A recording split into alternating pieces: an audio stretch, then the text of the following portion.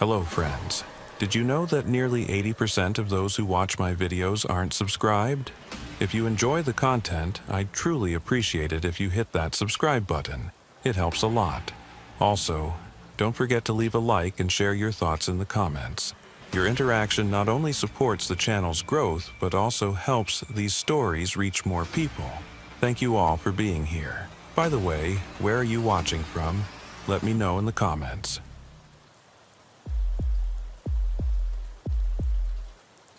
I've been a deputy in Kern County for 11 years now, and I still can't explain what happened that night in March. I'm writing this down because I need to, not because anyone asked me to. Maybe it'll help me sleep better. Maybe it won't. My therapist says writing things down can help process trauma, but I don't think she had this kind of trauma in mind when she said it. It was a Tuesday, around 1:30 in the morning. I was working the graveyard shift alone, which wasn't unusual for our station. Budget cuts had reduced our overnight staff to one deputy and a dispatcher who worked from home half the time. That night, it was just me.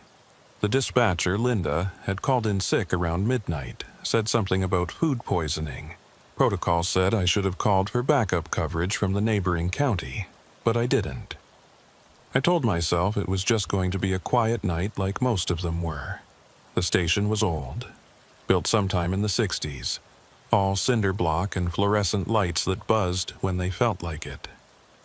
My desk was in the main room, facing 3 empty cells that we almost never used anymore. Most arrests got processed and transferred to the county facility within hours. Those cells just sat there, doors open, gathering dust and that specific smell that old buildings get.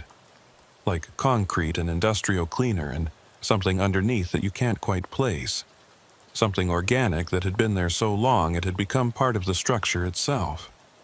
I was doing paperwork, routine stuff, incident reports from the previous week that I'd been putting off. The coffee maker gurgled in the corner, making its 4th pot of the night. Outside, Kern County was dead silent. Our town, if you could call it that, had about 800 people spread across maybe 30 square miles of farmland and desert scrub. At night, especially midweek, you could fire a gun down Main Street and not hit anything but air. The divorce had been finalized 3 months earlier. Rebecca had taken the house in town, and I'd moved into a small apartment above the hardware store on Main Street. She'd said she couldn't handle the worry anymore. Couldn't handle lying awake every night wondering if I'd come home. I'd tried to tell her that nothing ever happened in Kern County, that the most dangerous thing I dealt with was occasionally breaking up bar fights at the Dusty Rose Saloon. But she'd made up her mind, and when Rebecca made up her mind about something, that was the end of it. So now I had an apartment that smelled like paint thinner and sawdust, a bed I couldn't sleep in, and night shifts that stretched out like an endless highway to nowhere. The loneliness was worse than I'd expected. After 16 years of marriage, coming home to an empty apartment felt like walking into a stranger's life. Around 2, I decided to do a patrol, not because I needed to, but because sitting in that station was making me feel strange. I'd been feeling off all week, actually. Like I was forgetting something important but couldn't remember what. That restless feeling you get when you're supposed to be somewhere else but you don't know where. It had started small, just a nagging sensation in the back of my mind, but over the past few days it had grown into something more insistent, more demanding. I grabbed my keys and my radio and headed out to the cruiser. The night air was cold, probably mid-40s, with that sharp quality it gets in the desert when the sun goes down. Clear sky, million stars, no moon. The kind of night that makes you feel small and insignificant, like you're just a temporary flicker in an infinite darkness. The cruiser smelled like old coffee and the pine air freshener that hung from the rearview mirror. I'd been meaning to replace that air freshener for months, but kept forgetting. It had faded from green to a sickly yellow color and barely gave off any scent anymore. just hung there, spinning slowly whenever I hit a bump in the road. I started my patrol route heading north on County Road 14, a 2-lane strip of asphalt that cuts through agricultural land. Fields on both sides, mostly fallow this time of year. The headlights picked up the occasional tumbleweed rolling across the road, and once I saw the eyes of a coyote watching from the shoulder before it turned and disappeared into the darkness. The radio was quiet, except for occasional chatter from other counties. Someone in Wichita County was dealing with a domestic disturbance. Someone in Baylor County had a drunk driver refusing to take a breathalyzer. Normal stuff. The kind of routine chaos that filled up the overnight hours in rural Texas. I'd been driving this route for so long I could probably do it with my eyes closed. Every curve, every dip in the road, every landmark was burned into my memory. There was the old Hendricks place at mile marker 3, abandoned for 10 years now, with windows boarded up and a for sale sign that had been there so long the paint had faded to nothing. There was the water tower at mile marker 5, covered in graffiti from generations of high school kids. There was the railroad crossing at mile marker 6, where Tommy Valdez had gotten his truck stuck and had to be pulled out by a tow truck at 3 in the morning. About 20 minutes into the patrol, my radio crackled. Static at first, then what sounded like someone trying to speak, but the signal was too weak. I adjusted the volume and tried to respond. "Dispatch, this is Unit 7. You trying to reach me?" More static. Then, very faintly, I heard what sounded like my own call sign being repeated. Unit 7, Unit 7. But the voice was wrong, too distant, too hollow, like it was coming from the bottom of a well or from somewhere very far away.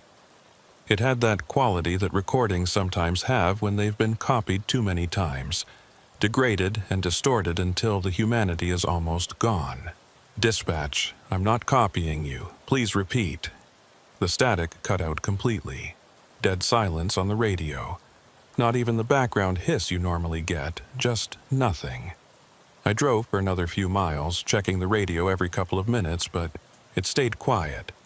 Probably just atmospheric interference or a glitch in the relay tower. Happened sometimes out here where the terrain was flat and signals could bounce in weird ways. Cell phone coverage was spotty at best, and radio signals could do strange things when conditions were right. But it bothered me.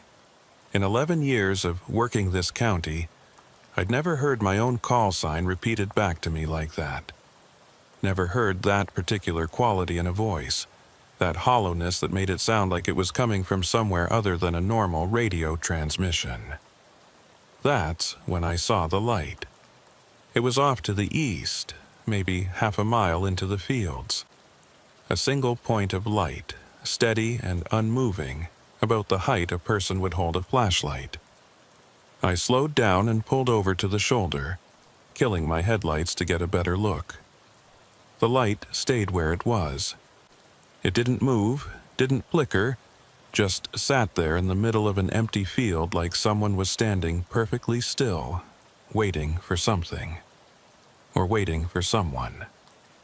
I sat there for a full minute, watching the light, trying to figure out what it could be. It wasn't a farmhouse. The nearest structure was at least 2 miles away. It wasn't a vehicle. Too small, too stationary. It wasn't some kind of equipment or machinery. Nothing out here to power anything like that. I grabbed my spotlight and aimed it in that direction, but the beam didn't reach far enough. Just lit up the first 100 yards of dried earth and dead vegetation before fading into darkness. The other light was still visible beyond that, unchanged. If anything, it seemed brighter now, more insistent. I should have called it in, should have requested backup before investigating. But I was alone. Linda was supposedly sick, and calling the county sheriff for backup would mean explaining that I saw a light in a field and got spooked. They already thought I was struggling after my divorce. Sheriff Crawford had pulled me aside last week and asked if I was doing okay, if I needed to talk to someone. I'd told him I was fine, just adjusting to the change. Didn't need him thinking I was losing it over a light in a field. I turned my cruiser onto a dirt access road that led into the fields. The suspension rattled over the uneven ground, and dust kicked up in my headlights. As I drove closer to where I'd seen the light, I kept watching for it, but somehow I couldn't seem to get any nearer. It was like the light was moving away from me at exactly the same speed I was approaching, maintaining a constant distance. The access road was rough, full of potholes and washboard ruts that hadn't been graded in years. Probably not since Old Man Patterson had sold his land to some investment company from Dallas that had let everything go to hell. The fields on either side were overgrown with weeds and dead corn stalks from last season. In the headlights, they looked like an army of scarecrows standing at attention, watching me pass. After about 10 minutes of driving deeper into the fields, I stopped and got out. The light was gone, just vanished like it had never been there. I stood beside my cruiser with my flashlight scanning the darkness, but there was nothing. No light, no movement, no sound except the ticking of my engine as it cooled and the whisper of wind through the dry grass. The silence was profound. In the city, there's always some kind of background noise, traffic, people, machinery, something. But out here in the middle of these fields there was nothing. Just wind and darkness and the feeling that I was completely alone in a way that went beyond physical distance. That's when I noticed my radio was making noise again. Not static this time, but voices. Multiple voices overlapping, all of them speaking at once, too garbled to understand. It sounded like someone had taken dozens of radio transmissions and played them all simultaneously, creating a cacophony of indistinguishable sound. I reached through the window and grabbed the handset. "Dispatch, this is Unit 7. Are you trying to reach me?" The voices stopped instantly. Then, after a long pause, I heard Linda's voice, clear as day, no static at all. "Unit 7, what's your 20? I'm about 3 miles north on County Road 14, investigating a suspicious light. When did you come back on duty?" There was a pause. "Deputy, I've been on duty all night. You called in at the start of your shift like always." My mouth went dry. "Linda, you called in sick, around midnight. Said you had food poisoning." Another pause, longer this time. "Deputy, I think you should come back to the station. Right now." Something in her voice made my skin crawl. It was Linda's voice, her inflection, her speech pattern. But there was something underneath it, something that didn't sound quite right. Like when you hear a recording of yourself and it sounds both familiar and foreign at the same time. The words were right, but the music was wrong. "Linda, did anyone else call in tonight? Any other units on patrol?" "Deputy Harrison, I need you to return to the station immediately. Do you copy?" "I copy, but I need you to answer my question. Is there anyone else on duty tonight?" The radio went silent again. Not static, not dead air, but a silence that felt intentional. Like someone on the other end was choosing not to respond. Like whatever was on the other end was deciding what to say next, weighing its options. I got back in my cruiser and started driving back toward the main road. My hands were shaking slightly on the wheel, and I couldn't tell if it was from the cold or from something else. Something I didn't want to name. That feeling in my gut that told me something was very, very wrong. As I drove, I kept checking my rearview mirror. The fields behind me were dark and empty, but I couldn't shake the feeling that I'd left something important back there. Or that something was following me, staying just outside the reach of my taillights. Every time I looked in the mirror, I expected to see headlights behind me, but there was nothing. Just darkness and the faint silhouette of dead corn stalks against the slightly lighter sky. When I reached County Road 14 and turned back toward town, I noticed something that made me hit the brakes. There were fresh tire tracks in the dirt where I'd pulled off the road earlier. My tracks, heading into the field. But there was also another set of tracks, wider and deeper, like a larger vehicle had followed me in. And these tracks didn't lead back out to the road. They just stopped, right there in the middle of the access road, like whatever made them had simply ceased to exist. I got out and examined the tracks more closely with my flashlight. They were definitely fresh, made within the last hour. The edges were still sharp, not yet eroded by wind. And they were strange. The tire tread pattern didn't match anything I recognized. It wasn't the standard pattern you see on commercial vehicles or even heavy trucks. It was something else, something I couldn't identify. The tracks led about 50 yards into the field and then just ended. Not like the vehicle had turned around, not like it had gotten stuck. Just ended, as if the vehicle had been lifted straight up into the air or had simply vanished. I stood there in the cold, staring at those impossible tracks, and felt the first real stirring of fear. Not the adrenaline-pumping fear you get during a dangerous situation, but something deeper and more primal. The kind of fear that comes from realizing the world doesn't work the way you thought it did. I made it back to the station around 3:15. The fluorescent lights were still buzzing, the coffee maker was still gurgling, and my unfinished paperwork was still spread across my desk exactly where I'd left it. Everything looked normal. Too normal. Like a stage set dressed to look exactly how a small-town sheriff's station should look at 3 in the morning. The dispatch desk was empty. Linda wasn't there, but her coffee mug was sitting on the console, still steaming.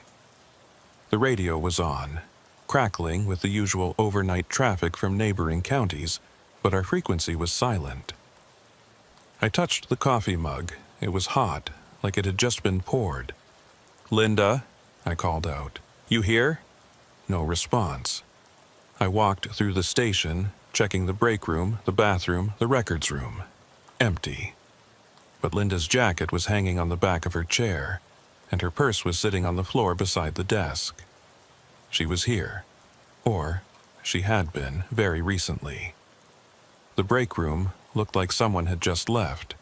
There was a half-eaten sandwich on the table, a magazine open to an article about celebrity divorces, and the microwave was still running, counting down from 30 seconds. But there was no one there. I opened the microwave. Inside was a cup of soup, still cold, like it had just been put in. But the timer was running, counting down as if someone had started it and then walked away. 27 seconds, 26, 25. I let it run, watching the numbers count down, feeling like I was waiting for something to happen when it reached 0. Some revelation or explanation. The microwave beeped. The soup sat there cold and unchanged, and I was no closer to understanding what was happening. I sat down at my desk and tried to focus on the paperwork, but my mind kept going back to that light in the field, to the tire tracks that went nowhere, to Linda's voice on the radio telling me she'd been on duty all night when I knew she'd called in sick, to her coffee mug, still steaming, in an empty station. The fluorescent light above my desk started flickering. Just a little at first, barely noticeable, but then it got worse. Flicker, flicker, steady, flicker, flicker, steady.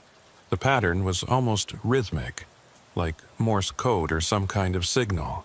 I looked up at it, and in that moment of distraction, I heard footsteps in the hallway behind me. Slow, deliberate footsteps.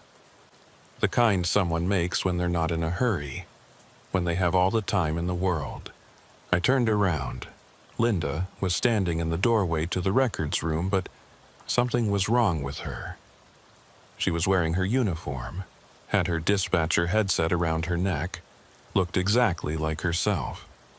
Same short blonde hair, same reading glasses on a chain, same wedding ring she always wore even though her husband had died 3 years ago. But she wasn't moving, just standing there perfectly still, staring at me with an expression I couldn't read. "Linda, you okay?" She didn't respond. Didn't blink. Didn't breathe, as far as I could tell. Just stood there like a mannequin, watching me with eyes that reflected the flickering fluorescent light in an odd way. Eyes that looked flat and lifeless, like a doll's eyes. I stood up slowly, my hand instinctively moving toward my service weapon. "Linda, you're starting to freak me out here." That's when she smiled. Not a normal smile, but something wider and more deliberate. Too wide. Her mouth opened further than it should have been able to, revealing teeth that seemed too white, too perfect. And she said, in that same voice I'd heard on the radio, "Deputy Harrison, you need to check cell 3. Cell 3, the last cell in the row, the one furthest from my desk. The one we hadn't used in at least 6 months. The one that had a reputation among the deputies. Nothing specific, just a feeling. Nobody liked going in there, nobody liked walking past it. There were jokes about it being haunted, about hearing things, but they were the kind of jokes people make when they're trying to make light of something that actually bothers them. Why do I need to check cell 3? Because someone's waiting for you." The fluorescent light above my desk went out completely. The only light now came from the hallway behind Linda and the dim emergency lighting near the exit. In that reduced visibility, I could see that Linda's shadow was wrong. It was too long, stretching across the floor toward me, and it didn't match her posture.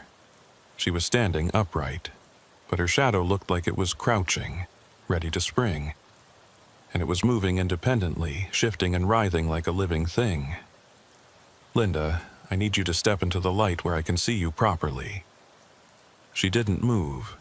That smile stayed fixed on her face, and her eyes never blinked. "Cell 3, Deputy. Someone's been waiting for you all night. They've been very patient." I drew my weapon, not pointing it at her, just holding it at low ready, because everything in my training was screaming that this situation was wrong. 11 years as a deputy, 16 years before that in the Army, and every instinct I'd developed was telling me to run. But I couldn't run. This was my station, my territory, my responsibility. "Linda, I'm going to ask you one more time. Step into the light." The figure in the doorway didn't move, but the shadow did. It stretched further across the floor, elongating impossibly, reaching toward my desk like a living thing. The edges of it seemed to pulse and writhe, and where it touched the floor, the linoleum seemed to darken as if the shadow was burning through it or staining it permanently. I took a step back and my foot kicked something on the floor. I looked down. It was Linda's dispatcher headset, the one she'd been wearing around her neck a moment ago. But it was old, corroded, like it had been sitting in a damp basement for years. The foam padding was rotted away, and the plastic was cracked and discolored. The wires were green with oxidation, and there was something growing on it. Some kind of mold or fungus that shouldn't have been able to grow on plastic and metal. When I looked back up, the figure in the doorway was gone, just an empty hallway, and that wrong shadow retreating back toward the records room. It moved like oil, sliding across water, unnatural and fluid, defying the laws of physics that said shadows were supposed to stay attached to their sources. I should have run, should have called for backup, gotten in my cruiser, and driven straight to the county sheriff's office. Should have broken every protocol and procedure and gotten the hell out of that station. But I didn't, because I could hear something coming from cell 3. A sound like breathing, slow and steady, echoing in the concrete space. And underneath the breathing, I could hear something else. Humming. Someone was humming a tune I almost recognized. Something old, something that tickled the back of my memory but wouldn't come into focus. I moved down the hallway toward the cells, my weapon raised, flashlight in my other hand. Cells 1 and 2 were empty, doors standing open like always. But cell 3's door was closed. I couldn't remember the last time we'd closed one of those doors. Couldn't remember ever seeing that particular door closed in all my years at the station. The breathing sound got louder as I approached. Not labored, not distressed, just steady and rhythmic, like someone sleeping deeply, and that humming continued, weaving in and out of the breathing, creating a strange harmony. I reached for the door handle, and the moment my fingers touched the cold metal, the breathing stopped. Complete silence. The humming continued for a moment longer, then faded away like someone turning down a volume knob. In the silence that followed, I could hear my own heartbeat, my own breathing, the creak of my leather duty belt as I shifted my weight. I pulled the door open and shined my flashlight inside. The cell was empty. Nothing but a metal bench bolted to the wall and a toilet in the corner. No person, no sign that anyone had been there. But on the bench, arranged in a neat line, were 6 dispatcher headsets, all of them old and corroded, all of them identical to the one I'd kicked on the floor by my desk. Each one was slightly different in its decay. Some had more rust, some had more of that strange fungus growing on them. Some were cracked or broken in different ways, like they represented different stages of deterioration, different periods of time. And scratched into the concrete wall above the bench, in letters that looked like they'd been carved with a fingernail or a piece of metal, was a message. We've been waiting for you to notice. The letters were deep, carved with significant force. Whoever had made them had spent time on them, had wanted them to be permanent. And the concrete around them was stained darker, like the act of carving had left something behind. Some residue or substance that had seeped into the material. Below the message, smaller and harder to read, were other marks. Names, maybe, or dates. I couldn't quite make them out in the beam of my flashlight. They seemed to shift and change as I looked at them, refusing to come into focus. I backed out of cell 3 and stood in the hallway trying to process what I was seeing.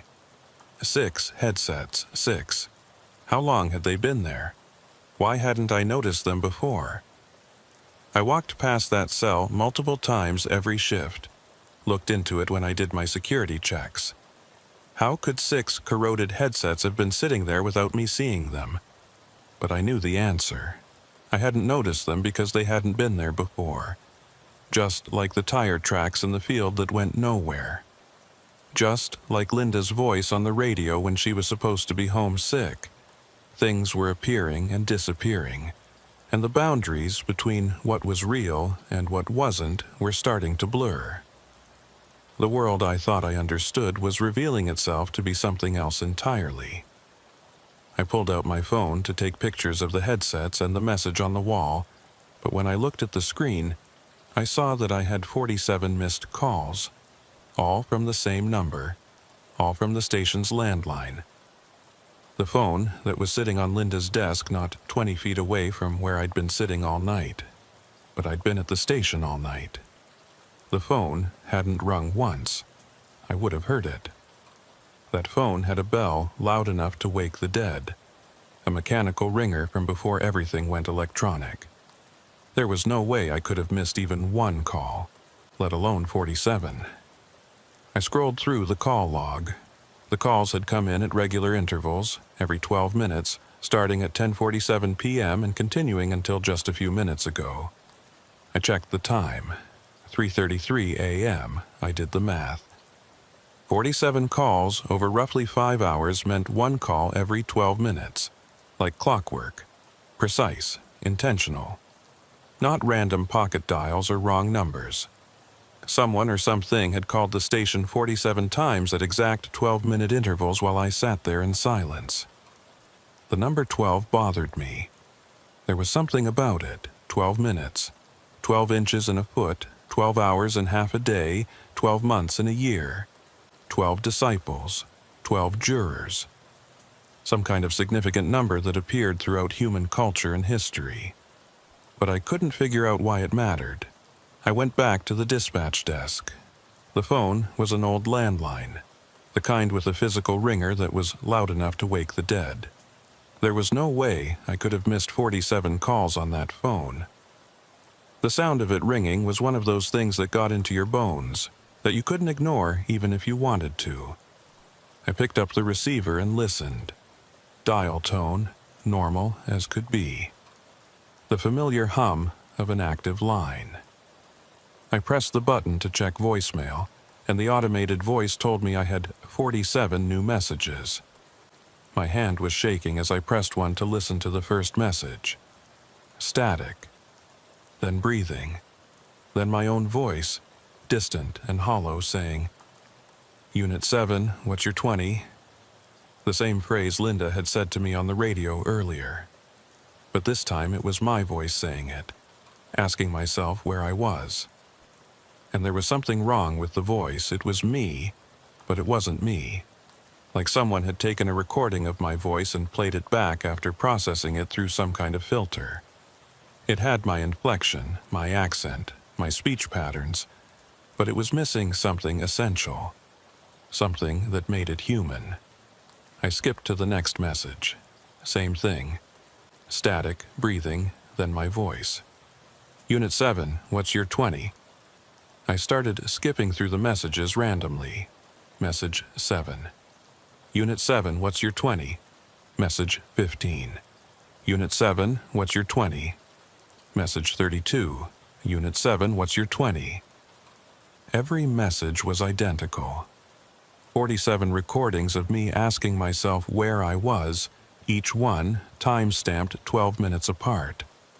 47 times over the course of the night, while I sat at my desk 20 feet away, while I drove through empty fields chasing lights that vanished, while I stood in dark cells looking at corroded headsets that shouldn't exist. I hung up the phone and sat down at the dispatch desk, trying to think clearly. This was beyond unusual. This was impossible. But it was happening, and I needed to figure out what it meant. There had to be some logic to it, some pattern I could understand. That's when I noticed the logbook. Every dispatcher kept a handwritten log of calls and radio traffic, even though everything was recorded digitally now. It was an old habit, a backup system from before computers. Linda's logbook was open on the desk, and the last entry was from 11:47 p.m. 1078 officer needs assistance. County Road 14, mile marker 7. Unit 7 responding. But I hadn't responded to any calls at mile marker 7. I'd been investigating the light in the field, nowhere near mile marker 7. And the timestamp was wrong too. At 11:47, I'd been sitting right here at this desk, doing paperwork. I remembered clearly because I'd looked at the clock and thought about how slowly the night was going. I flipped back through the previous pages of the logbook, looking for anything unusual, and that's when I saw it. The same entry, repeated over and over again, going back weeks, going back months. 1078 officer needs assistance. County Road 14, mile marker 7. Unit 7 responding. Same timestamp. 11:47 p.m. Different dates, but always the same entry. Tuesday, March 5th. Tuesday, February 26th. Tuesday, February 19th. Every Tuesday night for as far back as the logbook went, which was about 6 months. And at the bottom of each page, in handwriting I didn't recognize, someone had written, "Unit 7 did not return." My heart was hammering now. I grabbed the logbook and started counting more carefully. 36 entries over the past 6 months. 36 nights where, according to the logbook, I had responded to a call at mile marker 7 and never returned. But I was here. I was sitting in the station looking at these entries, very much alive and very much returned. So, what did it mean? Had I been responding to these calls and forgetting about them? Was I having some kind of breakdown, losing time, doing things I couldn't remember? I tried to think back over the past 6 months. Could I remember every Tuesday night? Could I account for every shift? The nights blurred together, one indistinguishable from another. Patrol routes, paperwork, coffee, silence. What if I had been going to mile marker 7 and something had been happening there? What if I was losing time, losing memories, losing pieces of myself? I heard the front door of the station open. Footsteps in the lobby, slow and deliberate. Someone was coming in, walking with purpose. The kind of walk someone has when they know exactly where they're going and what they're going to do when they get there. "Hello," I called out, my hand moving to my weapon. "Station's closed to the public. You need to come back during business hours." The footsteps continued, getting closer. I could see a shadow moving across the frosted glass of the lobby door. A human-shaped shadow, normal and proportional, not like the thing I'd seen earlier. But that didn't make me feel any better. The door opened, and Linda walked in. The real Linda, not the figure I'd seen before. She looked tired, worried, and when she saw me sitting at her desk with the logbook open in front of me, relief flooded her face. "Thank God," she said. "I've been trying to reach you all night." "Linda, what are you doing here? I thought you were sick." She looked at me like I was speaking a foreign language. "Sick? Deputy, I've been at home trying to call the station for the past 5 hours. Nobody's been answering. I finally gave up and drove in to check on you. I was worried something had happened." I held up the phone. "I've got 47 missed calls from the station's number. From here, from this phone." She shook her head, confused. "That's not possible. I was calling from my cell phone. And before you ask, yes, I called your cell too. Went straight to voicemail every time. I must have left a dozen messages." I checked my phone again. The call log showed 47 missed calls from the station's landline. But when I scrolled further, I saw what Linda was talking about. 53 missed calls from her cell phone, all marked as unable to connect.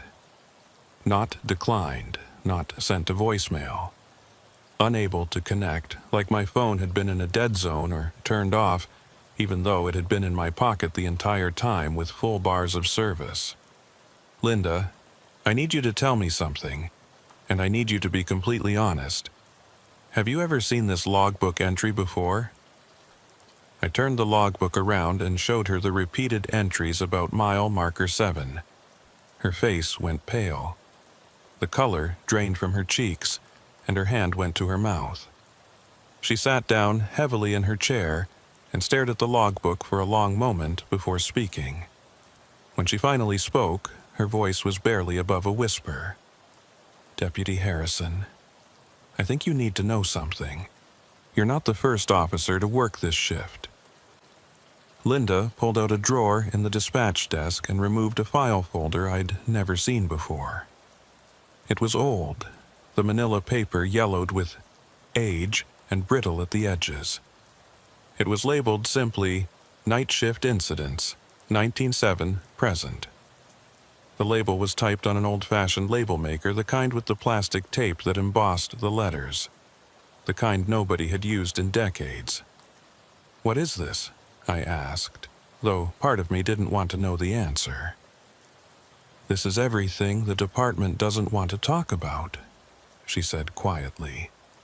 "Every unexplained disappearance, every officer who reported strange occurrences on the night shift, every incident that got written off as stress or fatigue or equipment malfunction, everything that didn't make sense, everything that couldn't be explained."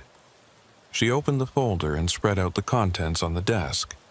Incident reports, photographs, transcripts of radio calls. And at the center of it all, a map of Kern County with 6 red X's marked on it. One of them was at mile marker 7 on County Road 14. The others were scattered across the northern part of the county, but they formed a pattern, a rough circle, with mile marker 7 at its center. 6 officers over 36 years, Linda continued. All of them working the night shift, all of them alone. The first one was in 1987. deputy named Marcus Webb. He was 24 years old, fresh out of the academy, married, wife pregnant with their first child. He radioed in that he was investigating a suspicious light near mile marker 7, never returned. They found his cruiser 3 days later, parked on the shoulder with the engine still running and the driver's door open. No sign of Marcus, no evidence of foul play, just gone. I looked at the photograph of Marcus Webb. Young guy, couldn't have been more than 25. Smiling in his department photo, full of confidence and optimism. Dark hair, strong jaw, bright eyes. He looked like he believed he could make a difference, like he believed the world made sense. The next page showed a photo of his abandoned cruiser, and my blood ran cold. It looked exactly like mine. Same make, same model, even the same placement of equipment. Like someone had taken a photo of my car and aged it 36 years. The second disappearance was in '93, Linda went on. Deputy Sarah Mitchell, 31 years old, 8 years on the force. Same story. Investigating a light in a field, radioed in her position, never heard from again. They found her cruiser 6 days later in almost the exact same spot where they'd found Marcus Webb's. Engine running, door open, no sign of Sarah. After that, the department tried to stop assigning solo night shifts, but budget cuts and staffing issues meant someone always ended up working alone eventually. She pulled out more photographs. More officers, more abandoned cruisers. All of them found at or near mile marker 7, all of them with engines running and doors open, all of them empty of their occupants. Deputy Michael Ramirez, 1999. Disappeared after responding to a call about a stranded motorist near mile marker 7. Deputy Jennifer Kowalski, 2006. Last radio contact mentioned seeing unusual lights in the fields. Deputy Robert DeMarco, 2012. Cruiser found with his coffee still warm in the cup holder. Deputy Kevin Torres, 2018. His cruiser was discovered with all the lights on, radio still transmitting static, as if he'd just stepped out for a moment and was coming right back. The last one before you was Deputy Kevin Torres in 2018. He lasted 3 months on the night shift before he disappeared. But here's what makes your case different, Deputy Harrison. You're still here. You've been working this shift for 6 months and you're still here. That's never happened before. I thought about all those logbook entries, all those nights where, according to the records, I'd responded to mile marker 7 and never returned. Linda, have I been disappearing? Have there been nights where I haven't come back? She hesitated, and in that hesitation I saw the truth. I saw the fear and uncertainty she'd been carrying. There have been nights where I couldn't reach you. Nights where your radio went silent and stayed silent for hours. But then you'd call in the next morning like nothing happened, and when I'd ask you about it, you'd have no memory of being out of contact. You'd look at me like I was crazy, like it hadn't happened at all. The pieces were starting to fit together in a horrible way. How many nights? 36 times in the past 6 months. Always on Tuesday nights. Always around the same time. You'd go off the air around 11:47, and then you'd come back around 4:15, and you'd never remember being gone.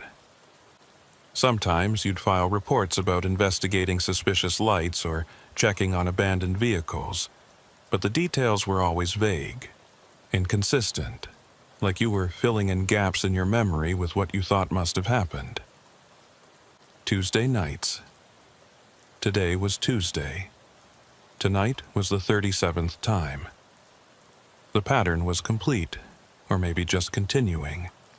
I was part of something that had been happening for 36 years, something that took officers one by one and left nothing behind but abandoned cruisers and unanswered questions.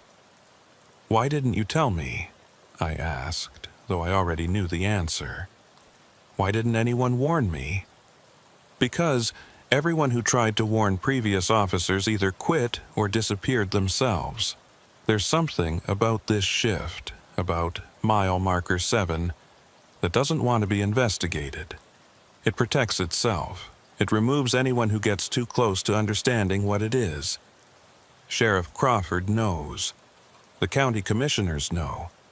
But they keep it quiet because they don't have a choice. What are they supposed to do? Close down an entire section of highway? Admit that officers disappear and they don't know why? I looked at the map again, at those 6 red X's. They weren't random. They formed a pattern, a rough circle with mile marker 7 at the center. And inside that circle, written in faded pencil, someone had drawn strange symbols that I didn't recognize. They looked almost like letters, but not from any alphabet I knew. Curved and angular at the same time, interconnected in ways that hurt my eyes if I looked at them too long. What are these symbols? I don't know. They were in the original file from 1987. Some investigator drew them after interviewing witnesses who lived near the disappearance sites. Multiple people reported seeing those symbols scratched into trees, carved into fence posts, painted on abandoned buildings, always within this circle, always near where the officers disappeared. I traced the circle with my finger. It encompassed maybe 50 square miles of northern Kern County. Agricultural land mostly, a few small ranches, some abandoned properties. Nothing that seemed particularly significant or unusual. Just empty Texas countryside, the same as thousands of other square miles in the state. Has anyone tried to investigate the area? Really investigate it, I mean. Not just respond to calls, but actually search for whatever's out there? Linda nodded. 3 times. First in 1987, right after Marcus Webb disappeared. They brought in search and rescue teams, cadaver dogs, even some federal agents. Spent 2 weeks combing the area. Found nothing. Second time was in 2006 after Jennifer Kowalski. Same result. Third time was in 2019 after Kevin Torres. By then, they knew something was systematically wrong, but they still couldn't find anything. No bodies, no evidence, no explanation. Just empty fields and abandoned buildings and the feeling that something was watching them the whole time. What kind of feeling? The investigators reported feeling like they were being observed, like something was aware of them and tracking their movements. Some of them said they heard voices when there was no one around, saw lights that vanished when they approached, found tire tracks that led nowhere. The same things you experienced tonight. After the third investigation, Sheriff Crawford made the decision to stop trying. Said it was too dangerous, that we were losing too many resources for no results. Now, we just try to manage it. Try to keep officers safe and hope that whatever it is stays satisfied with taking one every few years. I stood up and walked to the window, looking out at the dark streets of our small town. Everything looked normal, quiet, safe. But I knew now that it was all an illusion. Something was out there. Something that had been taking officers for decades, and I'd been dancing with it for 6 months without even knowing it. 6 months of missing time, of lost memories, of slowly being pulled into whatever nightmare existed at mile marker 7. Linda, what happens now? I don't know, but I think tonight is different. I think whatever's been taking officers is finally ready to finish what it started with you. That's why I could suddenly reach you again. That's why you're becoming aware of what's been happening. It wants you to know. It wants you to understand before it takes you completely. As she said that, every light in the station went out. Complete darkness. Not even the emergency lighting stayed on. And in that darkness, I heard them. Voices. Multiple voices, overlapping and echoing, all of them saying the same thing. Unit 7, report to mile marker 7. I grabbed my flashlight and clicked it on. The beam illuminated the lobby, and I saw them. Figures standing in the darkness. 6 of them, each one wearing a Kern County Sheriff's Department uniform, each one with a name tag: Webb, Mitchell, Ramirez, Kowalski, DeMarco, Torres, the 6 officers who had disappeared over the past 36 years. They were all here, standing in my station, staring at me with eyes that reflected my flashlight beam like animals in the dark. But they weren't animals. They were something else, something that wore the shapes of people but wasn't people anymore. Deputy Webb, the first one to disappear, stepped forward. When he spoke, his voice sounded like it was coming from very far away, from the bottom of a well or from inside a tunnel. "Your shift isn't over, Deputy Harrison. You still have one call to respond to." "I'm not going to mile marker 7, I said, my voice steadier than I felt. "You don't have a choice," Deputy Mitchell said. Her voice was the same as Webb's, distant, hollow, echoing. "None of us did."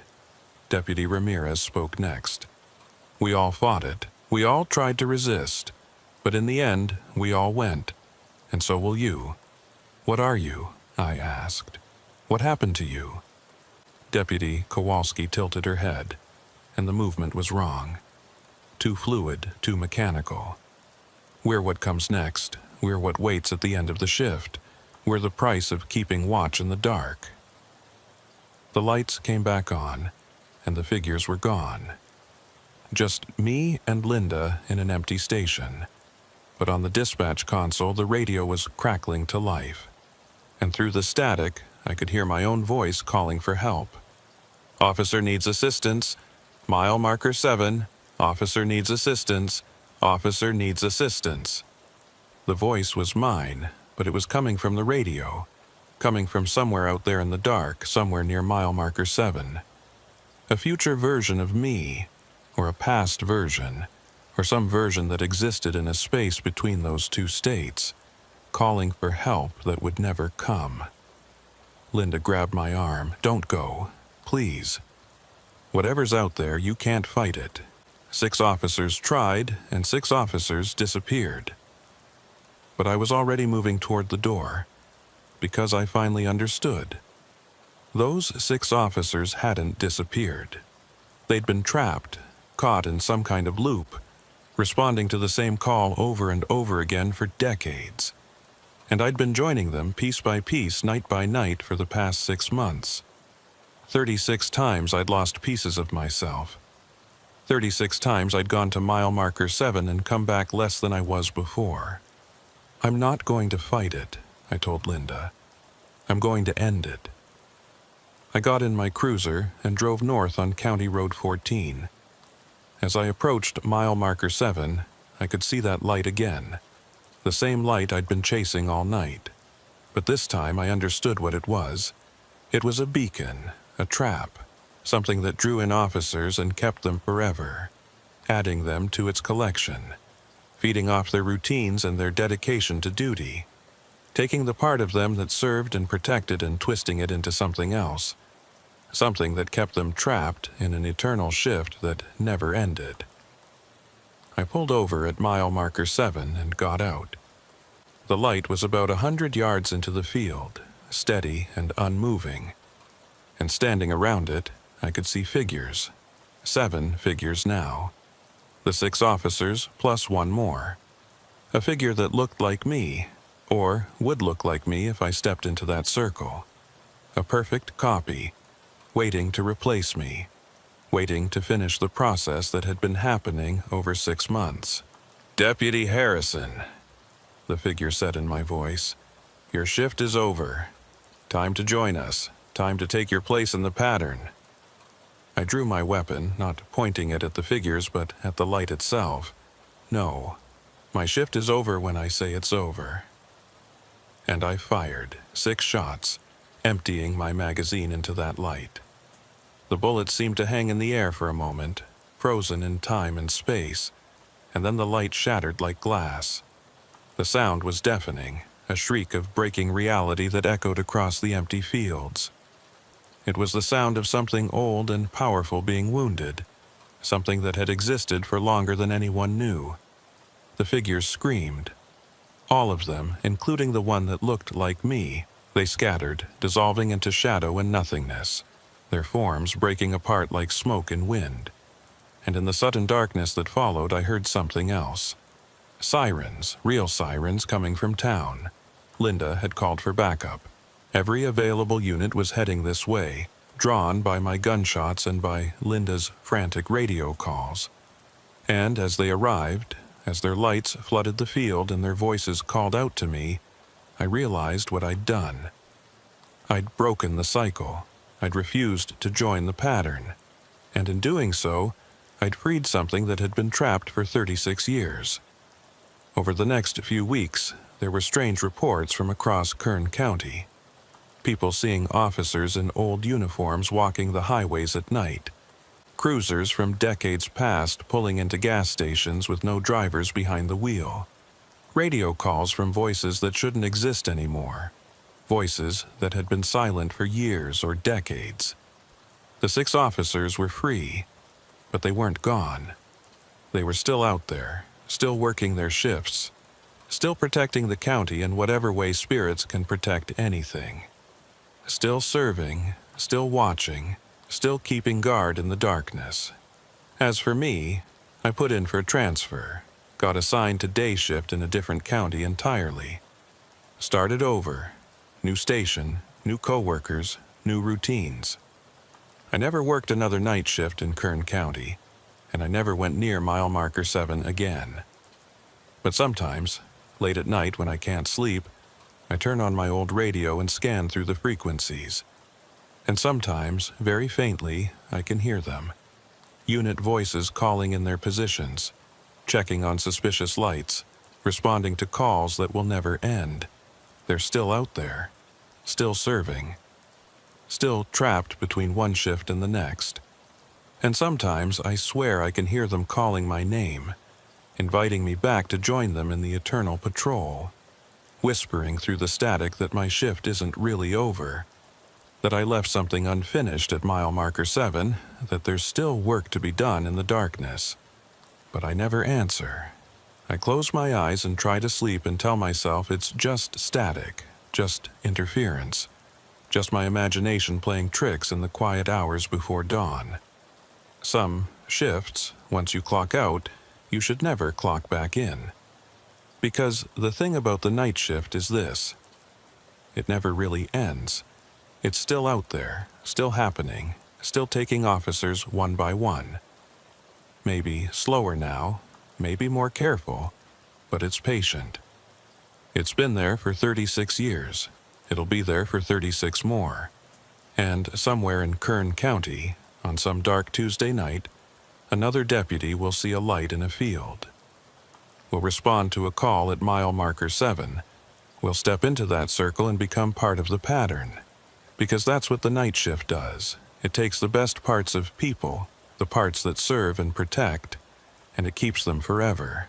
Preserves them like insects in amber, like flowers pressed between pages, like photographs that never fade. I broke free, but the pattern remains. And it's always looking for the next Unit 7. Always waiting for the next officer who will notice too much, who will investigate too deeply, who will finally understand what it means to serve forever in the darkness. I just hope they're smarter than I was. I hope they run when they see that light instead of investigating. I hope they ignore the calls from mile marker 7, but I know they won't, because that's what makes someone a good officer.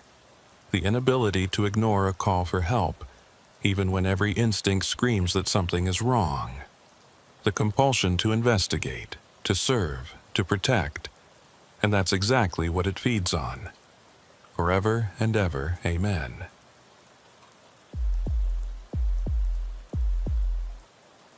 My name is Deputy Jake Morrison, and I need to tell you about what happened in Sawyer County, Montana during the winter of 2021. I've kept this to myself for 3 years now, but the silence is worse than the truth. At least, I hope it is. I'd been working for the Sawyer County Sheriff's Department for 9 years when they assigned me to permanent night shift. It wasn't a punishment exactly, more like a necessity. We were a small department serving a county that covered nearly 2,000 square miles of Montana wilderness, ranch land, and exactly 3 towns that barely qualified for the name. During winter, when the temperature dropped to 20 below and the roads iced over, most people stayed home. Most crimes stopped. Most emergencies could wait until morning. But someone still had to be out there. Someone still had to answer the radio when it crackled to life. Someone still had to patrol the empty highways and check on the handful of isolated ranches scattered across the frozen landscape.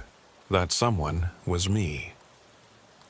The shift started at 10 p.m. and ran until 6 a.m. 8 hours of darkness, silence, and cold so profound it felt like the world had stopped breathing. My patrol route took me through all 3 towns. Sawyer Falls, population 847, Red Creek, population 512, and Millbrook, population 298, and then out into the vast nothing between them. County roads that stretched for miles without a single light. Ranch access roads that disappeared into the dark. Highway 287, the main north-south corridor, where you could drive for an hour and see maybe 2 or 3 other vehicles. My dispatcher was a woman named Rachel Owens. She worked from the main station in Sawyer Falls, a small brick building that served as sheriff's office, jail, and administrative center all in one. Rachel had been dispatching for the county for 15 years, longer than anyone else in the department. She knew every road, every ranch, every family in the county. She had a calm voice, professional but warm. The kind of voice that could talk you through any situation without ever sounding panicked. I'd worked with Rachel for all 9 of my years with the department, but I'd never actually met her in person. She worked day shift when I worked days, and when I moved to nights, she'd already moved to nights years before. Our schedules aligned perfectly in terms of shift coverage, but we'd never been in the station at the same time, never crossed paths during shift changes, never attended the same department meetings or training sessions. It seemed strange when I thought about it, but not strange enough to worry about. Sawyer County was like that. People could work together for years and never actually meet face to face.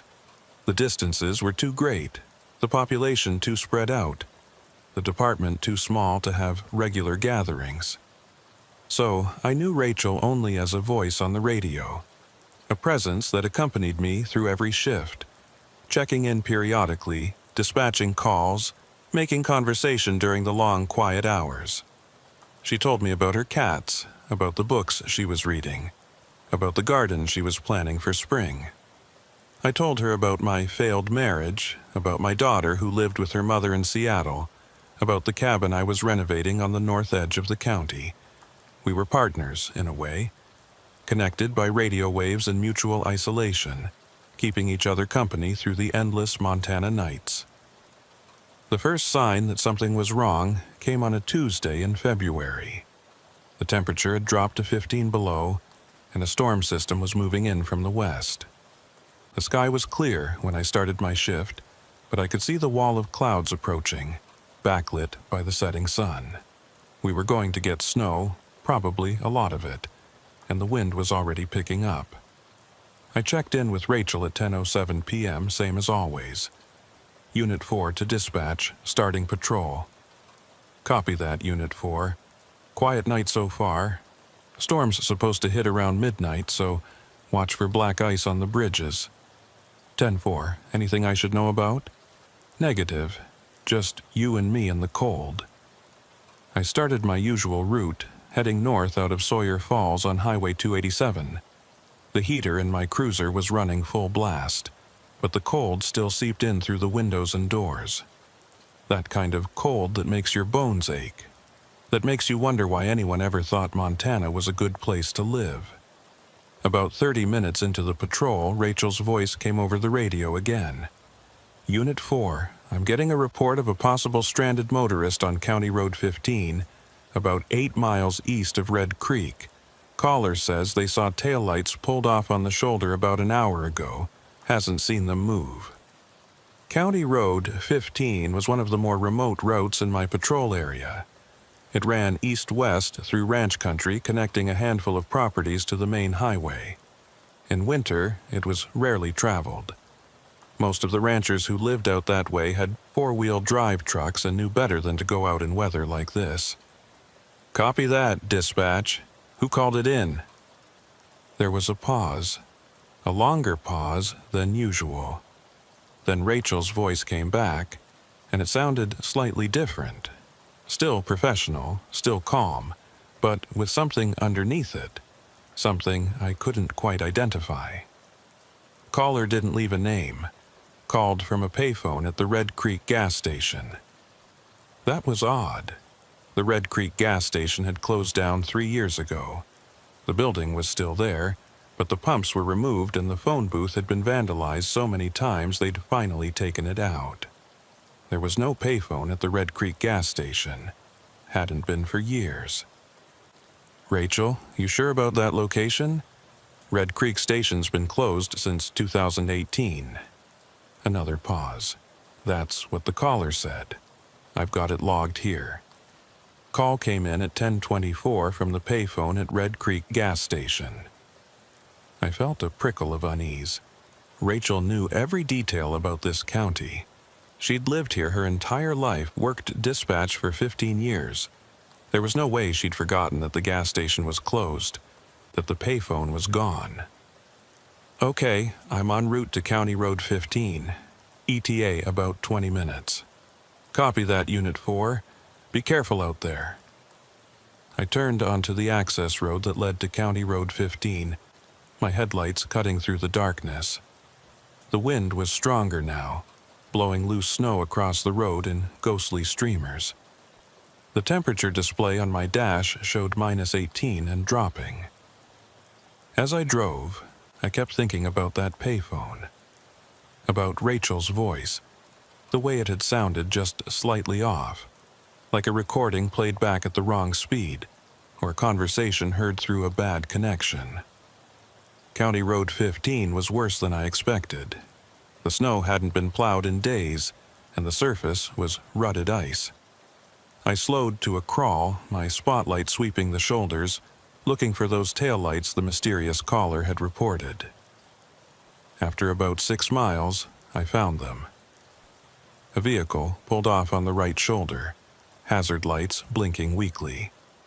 As I got closer, I could see it was an older model sedan, probably from the early 2000s. Light blue or silver, hard to tell in the dark. Montana plates, but too covered in snow and dirt to read the numbers. I called it in. "Dispatch, Unit 4. I'm 1097 at County Road 15, mile marker 6. Got a silver sedan pulled over. Hazards on, no sign of occupants visible. Copy that, Unit 4. Proceed with caution." I pulled up behind the sedan and left my engine running, my overhead lights painting the scene in alternating blue and red. I grabbed my flashlight and got out, immediately hit by wind so cold it felt like needles on my exposed skin. The sedan was empty. I could see that much before I even reached it. The windows were frosted over, but I could make out the empty seats through the clear patches. I tried the driver's door. Unlocked, I pulled it open and shined my flashlight inside. The interior was clean. No personal belongings, no trash, no indication of who had been driving. The keys were in the ignition, turned to the off position. The gas gauge showed a quarter tank. No obvious mechanical problems. No flat tires. Nothing that would explain why someone had pulled over here and then apparently vanished. I checked the glove compartment. Registration and insurance card, both made out to someone named Elizabeth Marsh, with an address in Billings. The registration was current, dated just 2 months ago.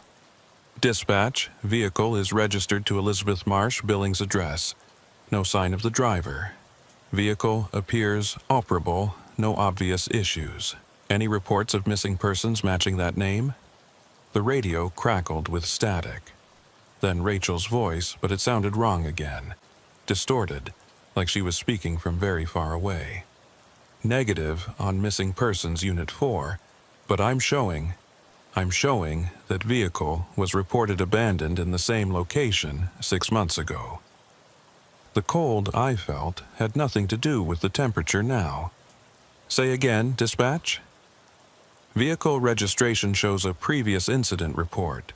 Same vehicle, same location, 6 months ago. September 15th. Vehicle was found abandoned, driver never located. I looked at the registration card again.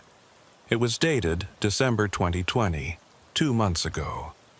There was no way this vehicle had been abandoned here 6 months ago, and then re-registered 2 months ago, and then abandoned here again in the exact same spot. Rachel, that doesn't make sense. The registration is current. This vehicle's been on the road recently. I'm just telling you what's in the system, Unit 4. I walked around the vehicle, my flashlight beam cutting through the blowing snow.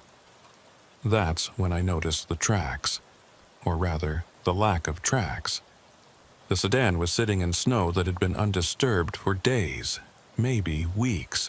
There were no tire tracks leading to it, no footprints around it. It was like the vehicle had been dropped from the sky and placed perfectly on the shoulder. Dispatch, I'm not seeing any tracks here, no indication of how this vehicle got to this location. The radio crackled, static, wind noise, and underneath it, something else. Something that might have been breathing. Unit 4, please repeat, you're breaking up. I said there are no tracks. The snow around the vehicle is undisturbed. It's like it's been here for weeks, but the registration says, Unit 4, I'm losing your signal. Please return to main highway for better reception. But my radio was working fine. Full bars, clear signal. I could hear Rachel perfectly, even with that strange distortion in her voice. Dispatch, my signal is strong. Can you copy? Unit 4, if you can hear me, return to main highway. The radio went silent. Not static, not dead air, just silence. Like someone had muted the other end. I stood there beside the abandoned sedan in the freezing wind, on a road that saw maybe 3 vehicles a week, and felt the first real stirring of fear. Something was wrong. Not just wrong with the vehicle or the situation, but wrong with everything. Wrong with Rachel's voice, wrong with the information she was giving me, wrong with the way the world was behaving. I got back in my cruiser and started driving back toward the main highway. The snow was falling harder now, the storm front moving in. Visibility was dropping fast. I kept trying to raise Rachel on the radio, but got nothing. Just that heavy silence that felt like something was listening. When I reached Highway 287, I tried again. Dispatch, Unit 4, do you copy? Immediately, Rachel's voice came back, clear as a bell. No distortion, no distance, just her normal, calm, professional tone.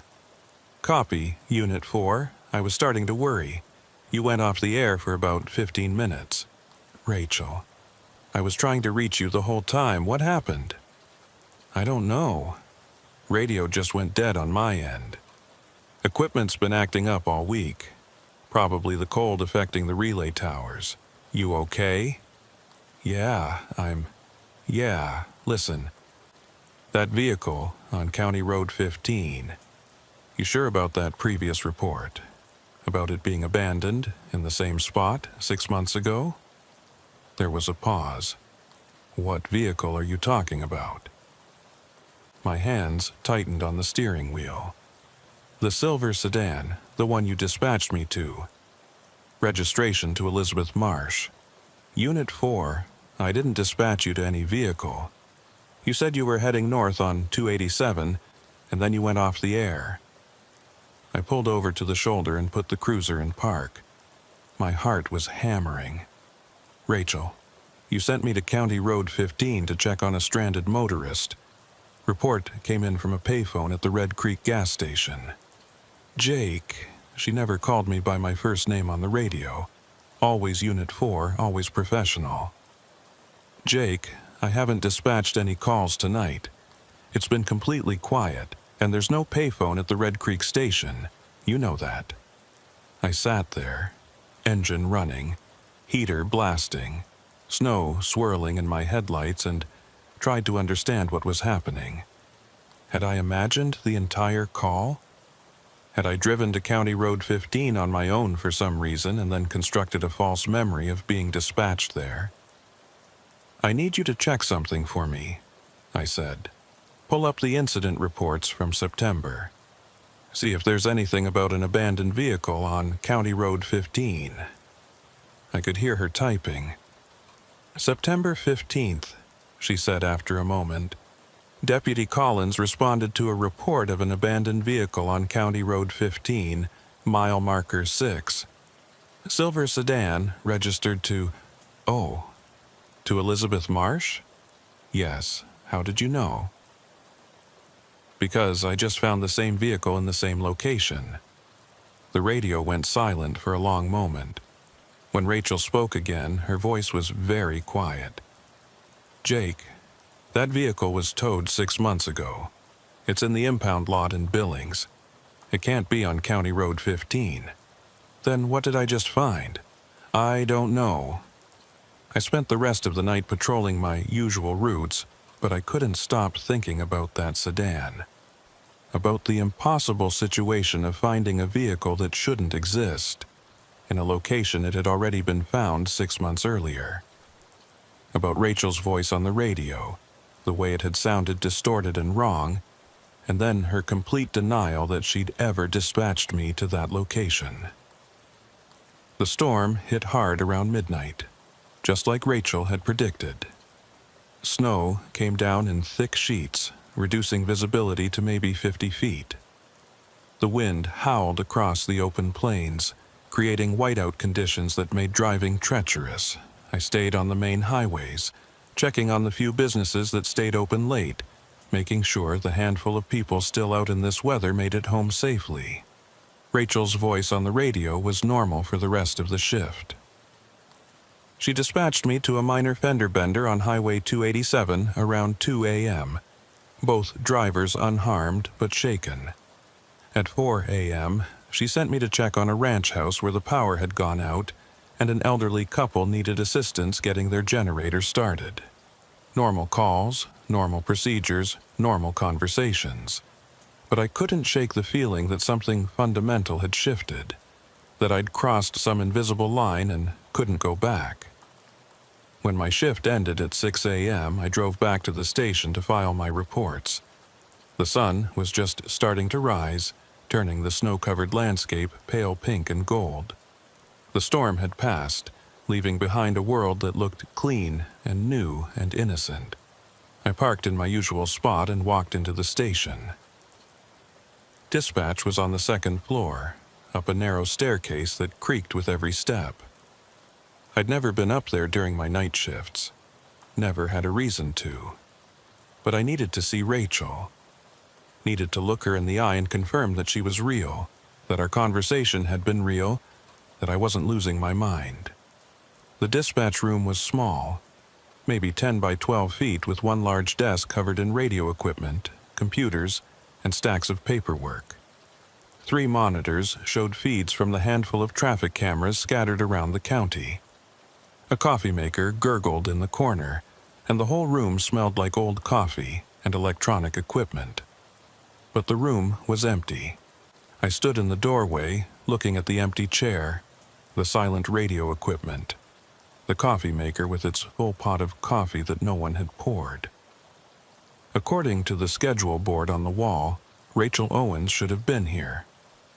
Her shift ran from 10 p.m. to 6 a.m., same as mine. She should have been sitting at that desk right now, finishing up her paperwork, getting ready to hand off to the day shift dispatcher. Sheriff Tom Bradley was coming up the stairs behind me. He was in his early 60s, built like a bull, with a weathered face and sharp eyes that missed nothing. "Morrison, what are you doing up here?" "Looking for Rachel. I need to talk to her about something that happened last night." Bradley frowned. "Rachel called in sick about an hour ago. Said she had the flu, wouldn't be in for a few days. You need to file your report with the day shift dispatch. She called in an hour ago? Yeah, why? Because I was talking to her on the radio an hour ago. She was working her shift. Bradley's frown deepened. That's not possible. I took her call myself. She sounded rough, said she'd been sick all night. Couldn't have been working. I felt that prickle of unease again, stronger this time. Sheriff, I talked to Rachel all night. She dispatched me to 2 calls, checked in with me regularly. It was definitely her voice. Then you were talking to day shift. Maybe Carrie came in early. No, sir. I checked my log. All my communications were on the night shift frequency, and the voice was definitely Rachel's. Bradley looked at me for a long moment, and I could see him trying to decide if I was messing with him or if something genuinely strange was happening. Come with me, he said. We went downstairs to his office, and he pulled up the radio logs on his computer. Every transmission was recorded and time-stamped, standard procedure for law enforcement. He scrolled through the night's entries, looking for my communications. Here, he said, pointing at the screen. 10:07 p.m. You check in to start your shift, and then nothing. No dispatched calls, no check-ins. Your next transmission is at 6:02 a.m. when you radioed that you were 10:08 end of shift. I looked at the screen, feeling my stomach drop. That's not possible. I made multiple radio calls last night. I reported the abandoned vehicle on County Road 15, the fender bender on 287, the generator call at the Morrison Ranch. The Morrison Ranch. Bradley's expression changed. Jake, there is no Morrison Ranch. Not in this county.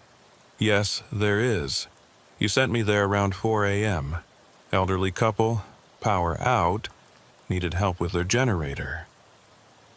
Bradley shook his head slowly. There's a Morrison Ranch in Cascade County, about 200 miles from here, but not in Sawyer County, and I didn't send you there. According to these logs, you didn't receive any dispatched calls last night. I sat down heavily in the chair across from his desk. This was impossible. I had clear memories of every call, every conversation. I could remember the faces of the people at the fender bender, could remember the smell of diesel fuel from the generator, could remember Rachel's voice guiding me through the shift. Sheriff, I'm not making this up. Something happened last night, something strange. I believe you, Bradley said, and the fact that he said it so calmly was somehow more disturbing than if he'd accused me of lying. This isn't the first time. What do you mean? He closed the door to his office and sat down behind his desk. Jake, how much do you know about Rachel Owens? Just what she's told me over the radio. She's been dispatching for 15 years, lives in town, has some cats. Why? When did you last see her? In person, I mean. I thought about it. I don't think I ever have. We've always worked the same shifts, but different times. We've never been in the station together. No one has, Bradley said quietly. No one in this department has ever seen Rachel Owens in person. Not in the last 5 years anyway. The room felt suddenly colder. What are you talking about? Rachel Owens was one of our dispatchers, that part's true. She worked here for 10 years, 2005 to 2015. She was good at her job. Great, actually. Knew the county better than anyone. Had a calm voice that could talk anyone through anything. She worked night shift mostly, preferred it. Said she liked the quiet. Was, I said, focusing on his use of the past tense. In January 2015, Rachel was dispatched to work a day shift because we were short-staffed. It was a Wednesday, middle of winter, a lot like today. She was driving to work from her house on the north end of town when her car hit a patch of black ice on Bridge Street. Went through the guardrail and into Sawyer Creek. The water was frozen, but the ice broke. Her car went through. I felt something cold spreading through my chest. She died? They found her car 3 days later. She was still inside, still belted into the driver's seat. Medical examiner said she'd probably died on impact, didn't suffer. We had a funeral, closed down the station for a day. Whole town turned out. Rachel was well liked. But if she died in 2015, then who's been working dispatch for the last 6 years? Bradley looked at me with tired eyes. That's what we can't figure out. About a month after Rachel died, the night shift deputies started reporting radio contact with her.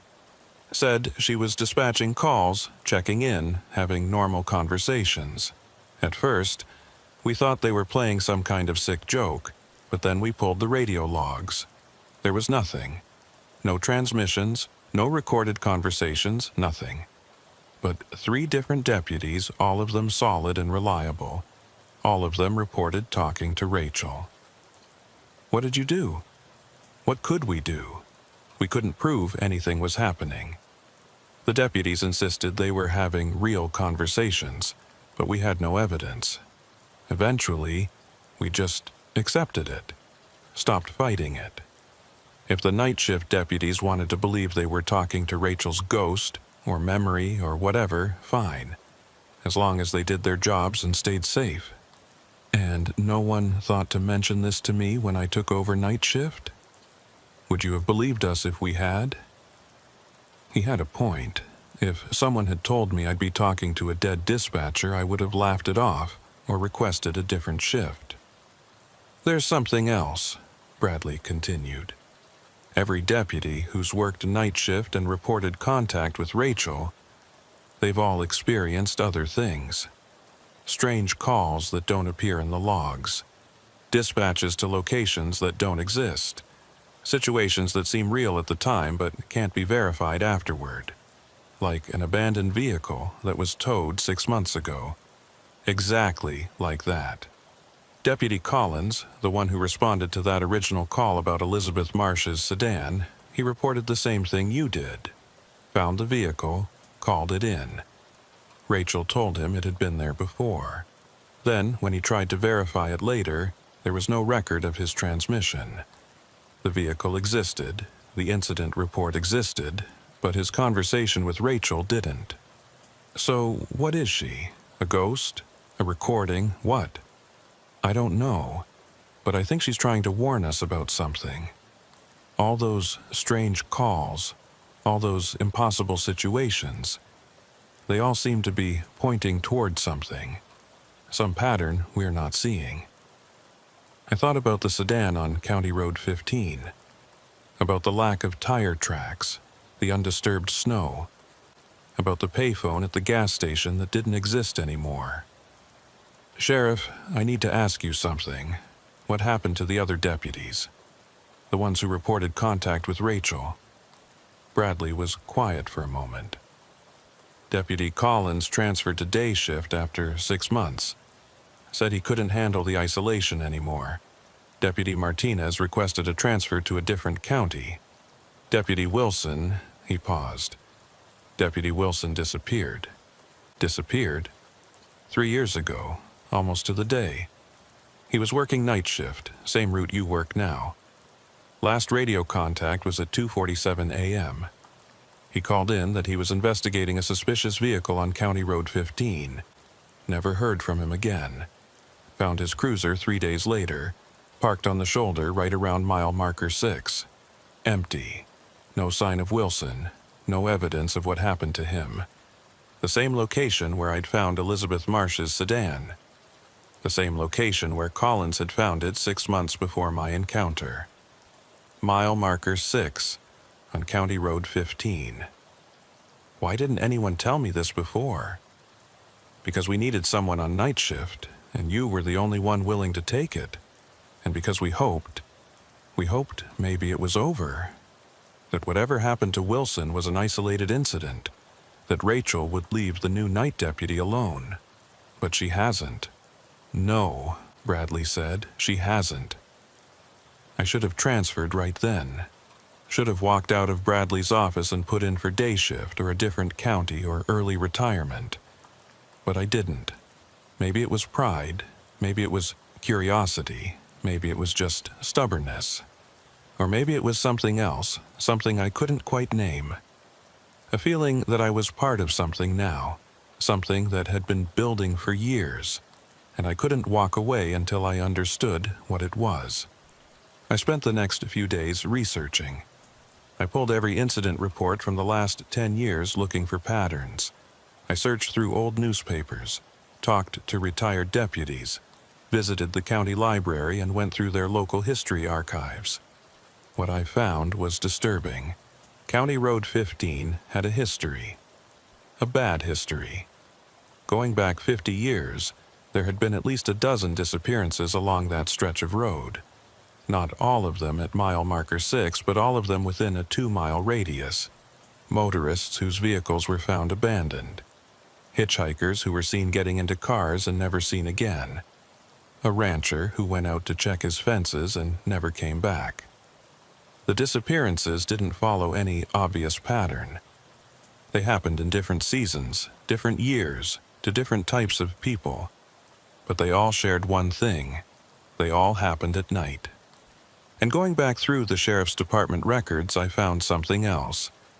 Every single disappearance had been dispatched by a night shift dispatcher. In the 1970s and 80s, before Rachel's time, it had been a man named Thomas Green. In the 90s and early 2000s, it had been a woman named Patricia Moore. Then Rachel from 2005 to 2015. And now, apparently, Rachel's ghost, or echo, or whatever she was. I tracked down Thomas Green. He was in his 80s, living in a nursing home in Billings. When I showed up and explained who I was, his face went pale. I wondered when someone would finally come asking, he said. We sat in the common room of the nursing home, surrounded by elderly residents watching television and playing cards. Thomas had the look of someone who'd been carrying a heavy secret for a long time. Tell me about County Road 15, I said. What do you want to know? Everything. Why do people disappear there? What's happening? Thomas was quiet for a long time. Finally, he said, Did you ever hear about the old Indian Trail? What Indian Trail? County Road 15 follows the path of an old Indian trail. Blackfeet, I think, though some say Crow. It was a sacred path or maybe a cursed one, depending on who you asked. The local tribes wouldn't travel it at night. Said there were spirits there or something worse. When the settlers came and started building roads, they paved right over that trail. Didn't think about the stories. Didn't care about the warnings. Just built their road and started using it. And people started disappearing. Not right away, first few years were fine. But then in 1958, a traveling salesman vanished. His car was found on the side of the road, engine running, door open, but no sign of him. Sheriff back then figured he'd gotten lost in the dark, maybe fell in a ravine or something. But they searched for weeks and never found a body.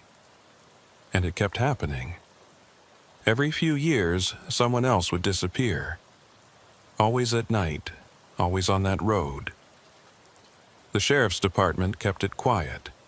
Didn't want to scare people or hurt tourism. But those of us who worked there, we knew. We knew that road was wrong. What about the dispatchers?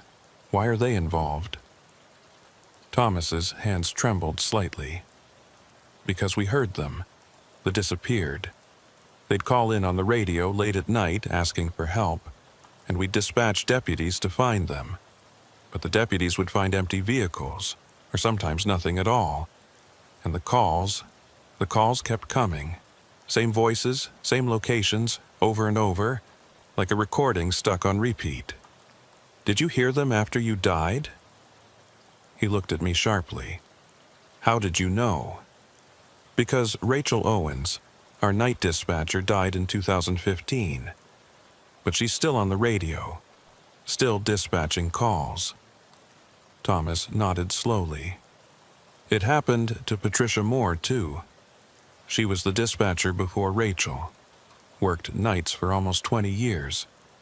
In 2004, she had a heart attack right there at the dispatch desk, dead before the paramedics arrived. But after she died, the night deputies still reported hearing her voice on the radio. She'd dispatch them to calls, give them directions, have conversations. For about a year, and then she stopped, went silent. That's when Rachel took over. Patricia stopped after a year? Almost exactly a year, to the day. I felt cold, despite the overheated nursing home. How long has it been since Rachel died? You said 2015? January. Yes. Then she's been on the radio for almost 6 years. 6 years. Much longer than Patricia Moore.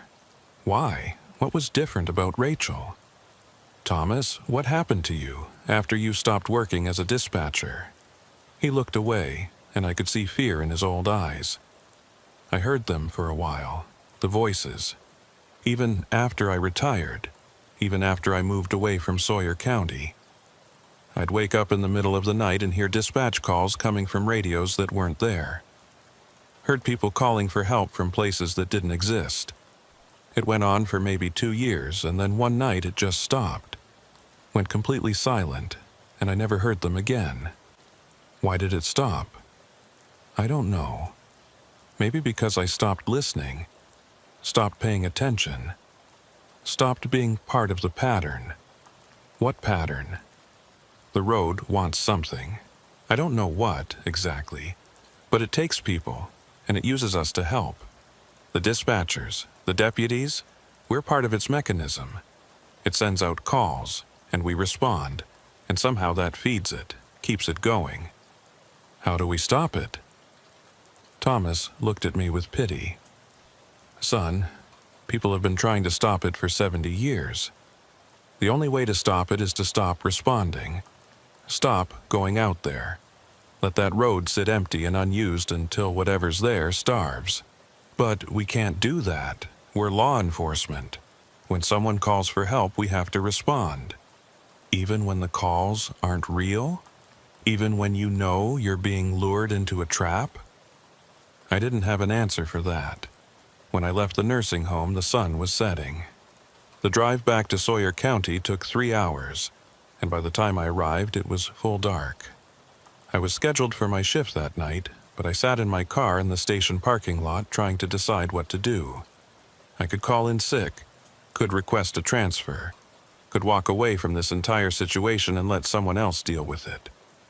But I kept thinking about Deputy Wilson, about how he disappeared 3 years ago, responding to a call on County Road 15, about how they'd found his cruiser but never found him. I thought about Elizabeth Marsh, whose sedan kept appearing and disappearing at mile marker 6, about the traveling salesman from 1958 and all the others who'd vanished along that road. They were still out there. Maybe not alive, maybe not even as ghosts or memories, but as calls for help that never stopped. As distress signals that echoed through time, drawing in anyone who listened. And Rachel was still dispatching, still guiding deputies toward that road. Why? Was she trying to warn us? Or was she part of the trap? I went into the station and up to the dispatch room. It was empty again, but the equipment was on. The radio crackled softly with occasional traffic from other counties. The monitors glowed in the dim light. The coffee maker was full, the coffee still hot. I sat down at Rachel's desk and looked at her logbooks. She'd kept meticulous records during her 10 years of service. Every call, every dispatch, every incident carefully noted in her neat handwriting. The logbooks from before her death ended on January 14, 2015, the day she died. But there were more logbooks. Newer ones, dated after her death. The handwriting was the same, the notations were the same, as if Rachel had never stopped working, had never stopped keeping records. I opened the most recent logbook. The entries went back 6 months. I flipped through the pages looking for anything unusual, and there, on a page dated September 15th, I found it. 10:47 p.m. Call received, abandoned vehicle, County Road 15, mile marker 6. Deputy Collins dispatched. 11:15 p.m. Deputy Collins reports vehicle found, registration to Elizabeth Marsh, no sign of driver. 11:32 p.m. Deputy Collins reports finding second vehicle at same location. 11:47 p.m. Lost contact with Deputy Collins. But I knew from the official reports that Collins had only found one vehicle, had only called in once, had never lost contact with the dispatch. I kept reading. There were more entries like that. Calls that had been made, responses that had been recorded, incidents that had never been officially logged. As if Rachel was keeping a separate record, a true record of what was really happening on those night shifts. I turned to the most recent entry. Last night. The night I'd worked. 10:24 p.m. Call received, stranded motorist, County Road 15, Deputy Morrison dispatched. 10:47 p.m. Deputy Morrison reports vehicle found, registration to Elizabeth Marsh. 11:03 p.m. Deputy Morrison reports anomalies at scene. 11:18 p.m. Lost contact with Deputy Morrison. 11:32 p.m. Contact restored. Deputy Morrison has no memory of dispatch. Pattern continues. Pattern continues. What pattern? I flipped back through the logbooks, looking at all the entries about County Road 15. And slowly, over the course of an hour, I started to see it. The incidents at mile marker 6 happened in cycles. Every 6 months, there was a spike in activity. And each cycle, the incidents got worse. More frequent, more intense, more dangerous. The last major spike had been in September, 6 months ago, when Collins had found the sedan, which meant the next spike was happening now. This month, this week, and according to Rachel's hidden logs, every spike had ended with a disappearance. Someone going out to County Road 15 and never coming back. In September 2018, it had been Deputy Wilson. Before that, in March 2015, it had been a truck driver named Michael Ross. Before that, in September 2012, it had been a local rancher named Dennis Kemp. The pattern went back decades. Every 6 months, the road took someone. And I was next. I should have left right then. Should have walked out of that station and never looked back. But I couldn't. Because if I left, someone else would take over night shift. Someone else would be sitting in this cruiser when Rachel's voice came over the radio. Someone else would drive out to County Road 15 and disappear into whatever waited there. At least I knew what I was walking into. At least I had a chance to prepare. I started my shift at 10 p.m., same as always. The night was clear and cold, temperature around 10 below. The stars were brilliant overhead, that particular clarity you only get in winter when the air is frozen and clean. I checked in with Rachel. Unit 4 to dispatch, starting patrol. Copy that, Unit 4. Quiet night so far. Her voice was normal, warm, professional, calm. No distortion, no distance. Just Rachel, the way she'd always sounded. Rachel, I need to ask you something. There was a pause. Go ahead, Unit 4. Are you aware of what's happening? Do you know about County Road 15? About the pattern? Another pause, longer this time. I don't know what you're talking about.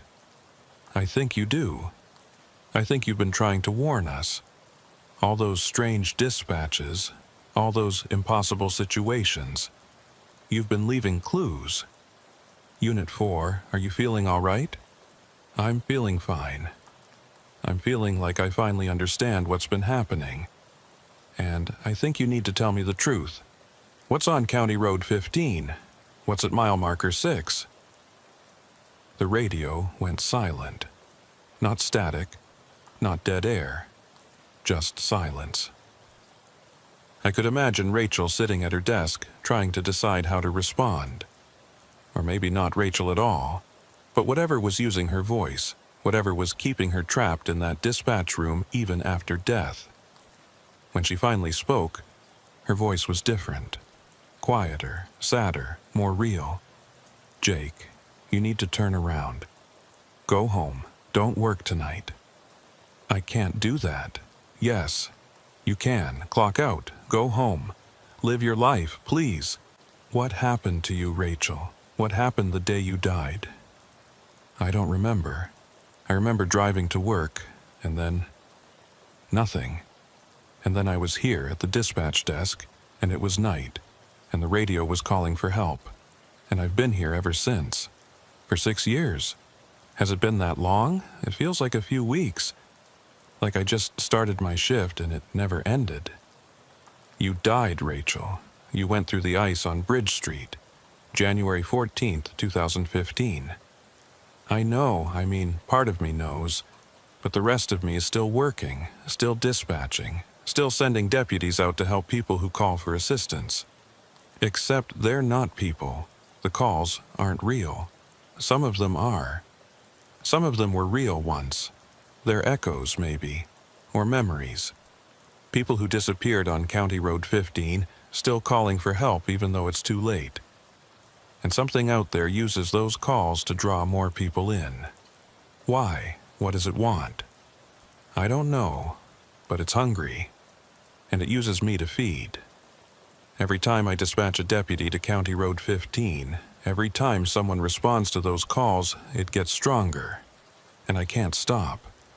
I try to warn you, try to make the dispatches strange enough that you'll question them, but I can't just refuse to send help. It's not in my nature. It's not who I am. What happens if someone doesn't respond?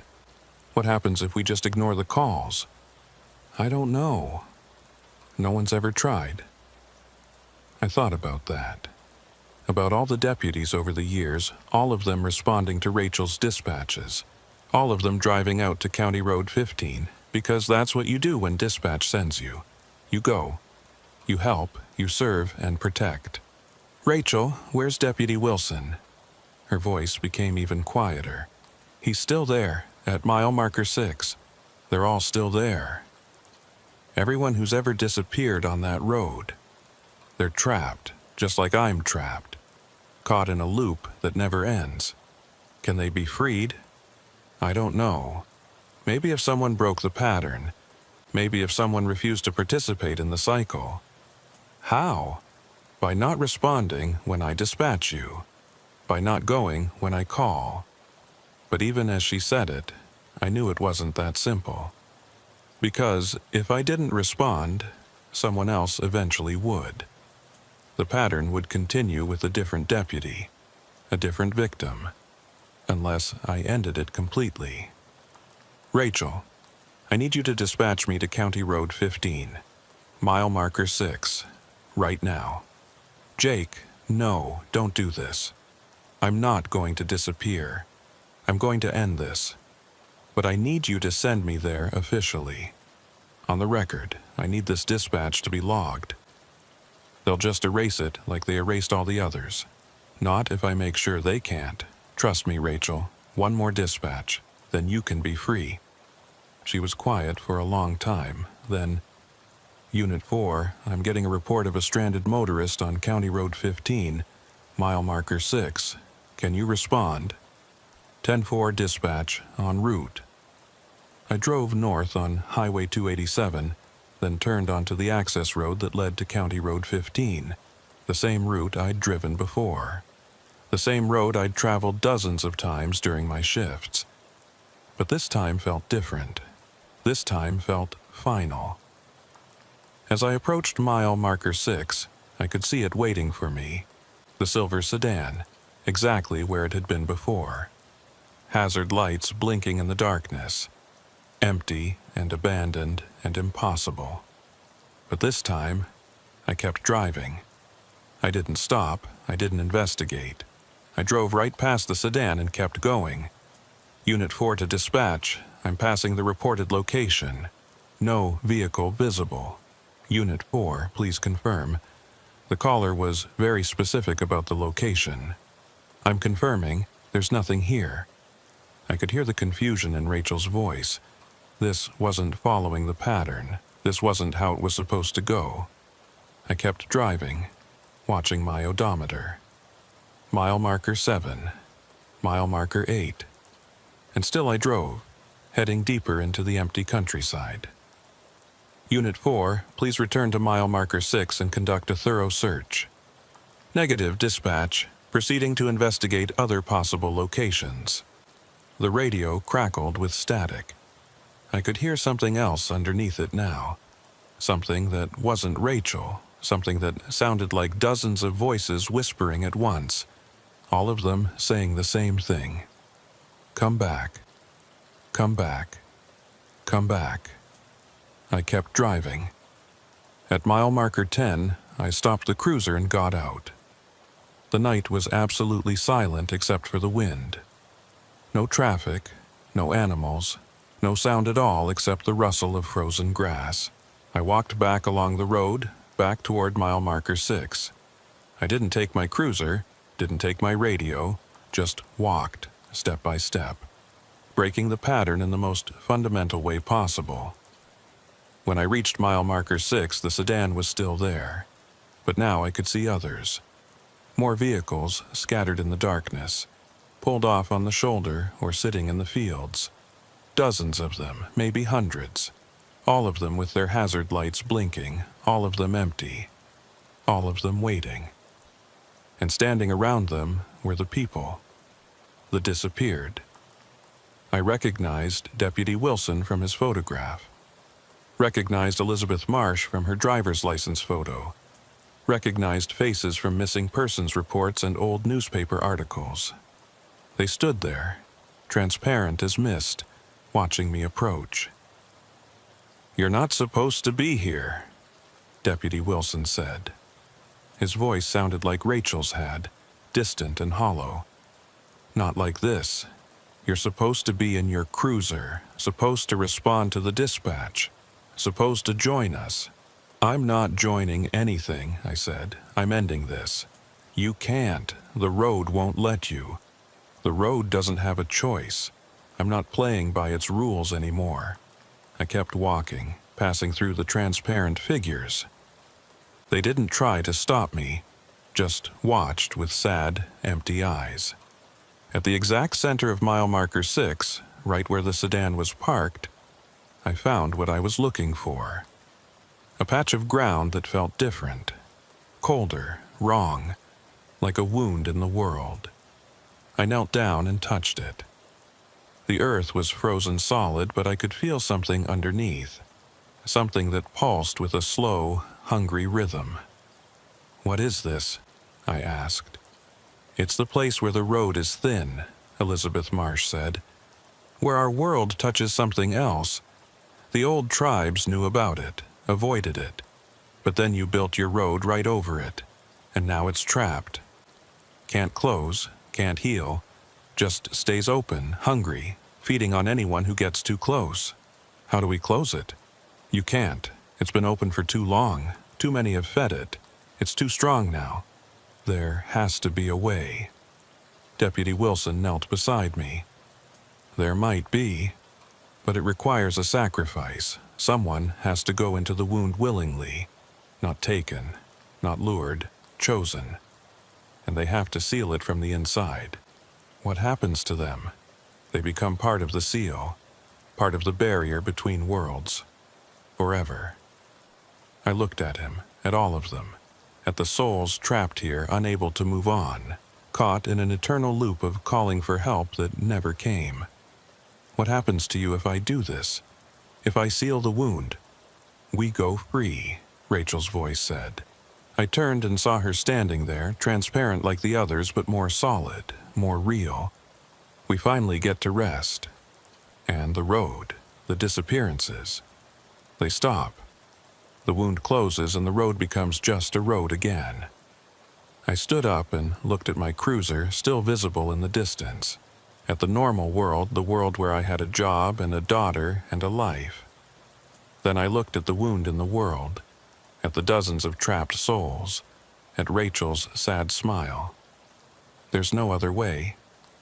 There's always another way, she said. You could walk away. Let this continue. Let it take someone else in 6 months, and 6 months after that, forever. That's not really a choice. No, she agreed. It's not. I took a deep breath of frozen air. Okay, how do I do this? You just have to be willing. The road will do the rest. I knelt down and pressed both hands against the frozen ground. I'm willing. The earth opened beneath me. Not gradually, not slowly. Just opened, and I fell through into darkness. I expected cold, expected pain, expected horror, but it was peaceful, quiet, like floating in deep water. I could feel the wound closing above me, could feel the barrier forming, could sense the trapped souls being released, flowing past me and away, finally free. And I could hear Rachel's voice, clear and warm, one last time. Thank you, Jake. Rest now. Your shift is over. The darkness took me, and I didn't fight it. They found my cruiser 3 days later, parked at mile marker 10 on County Road 15. Empty. No sign of me. No evidence of what had happened. Sheriff Bradley organized searches, brought in dogs, helicopters, volunteers.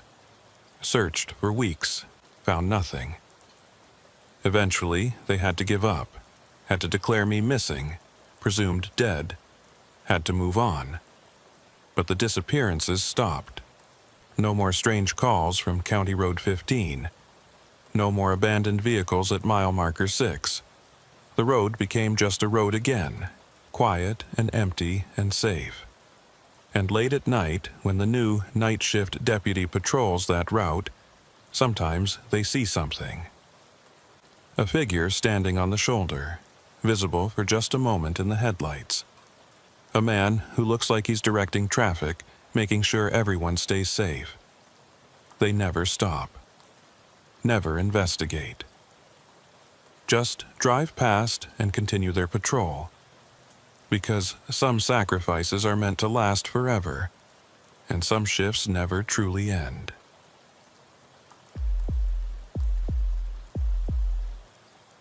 My name is Sheriff Tom Dalton, and I've been wearing a badge in West Texas for 26 years. I thought I'd seen everything this job could throw at a man.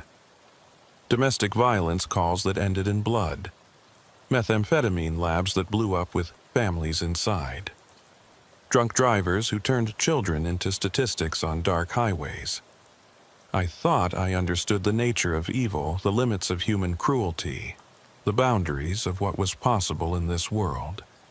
I was wrong about all of it. It started on a Thursday night in October 2019. I was working the late shift, which wasn't unusual. As sheriff of Randall County, I often took the overnight hours myself. Partly because I believed in leading by example, partly because my deputies had families to go home to, and partly because my own home had become a place I didn't particularly want to be. My wife, Sarah, and I had been going through what the marriage counselor called a difficult period. I called it the slow death of everything we'd built together over 32 years. The signs had been there for a while, I suppose. The way she'd stopped asking about my day, the way I'd stopped telling her. The separate bedrooms we'd adopted under the guise of my irregular schedule disrupting her sleep. The polite distance we maintained, like roommates who'd learned to coexist without really connecting. Our daughter Emily, away at college in Austin, had noticed during her last visit home. She'd pulled me aside and asked if everything was okay between Mom and me. I'd lied and said we were fine, just busy. She'd looked at me with eyes that said she knew better but wasn't going to push. The thing about marriage, I'd learned, is that it doesn't die all at once. It erodes slowly, like a riverbank wearing away grain by grain, until one day you look across the water and realize the landscape has completely changed. Sarah and I had been eroding for years, maybe since Emily left for college, maybe even before that. We'd stopped being partners and had become cohabitants, sharing space but not lives, going through the motions of a marriage that existed more in memory than in reality. I could trace it back to specific moments if I tried. The night 5 years ago, when I'd missed our anniversary dinner because of a hostage situation that turned out to be a drunk man with a BB gun. The Christmas, when I'd been called away from opening presents because someone had driven their truck into a ditch and needed extraction. The countless birthdays and holidays and ordinary evenings when the job had taken precedence over everything else, when duty had trumped love, when the badge had mattered more than the woman who wore my ring. Sarah had been patient, had understood, or tried to understand, that being married to a sheriff meant being married to the job. But patience has limits, and understanding can only stretch so far before it breaks. We'd reached that breaking point, and neither of us knew how to step back from it. So I worked nights. Drove the empty highways of West Texas and told myself I was being noble, being dedicated, being a good sheriff. The truth was simpler and sadder. I was hiding. Randall County sits in the Panhandle, where Texas stretches up toward Oklahoma like an afterthought.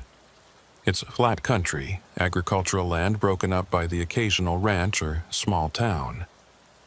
The main artery through the county is Interstate 27, running north-south from Lubbock to Amarillo. During the day, it's busy with trucks hauling goods, families traveling, salesmen making their routes. At night, especially late at night, it's nearly empty. Just the occasional 18-wheeler and the even more occasional passenger vehicle. The landscape out here has a particular quality at night. During the day, you can see for miles in every direction. Nothing but flat earth and sky meeting at a distant horizon. But at night, your headlights create a bubble of light that moves with you, and everything beyond that bubble is absolute darkness. It's easy to feel like you're the only person left in the world, like civilization has ended and you're just driving through the aftermath, searching for something that's already gone.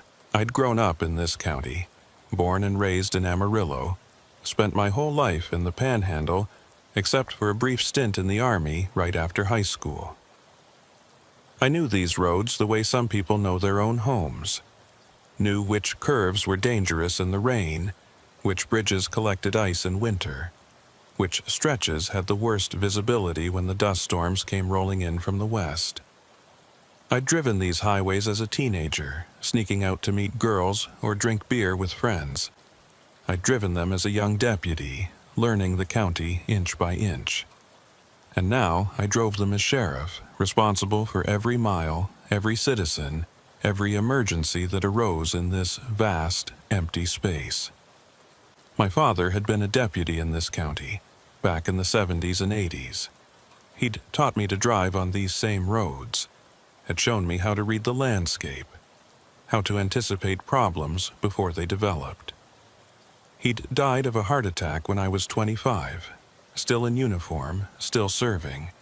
The funeral had been massive. Every law enforcement officer in a 100-mile radius had attended. Sarah had been pregnant with Emily then, just starting to show. I remembered standing by the grave, watching them lower my father's casket, thinking about how he'd spent his entire life in service to this county and wondering if I'd end up the same way. Now, 26 years later, I knew the answer.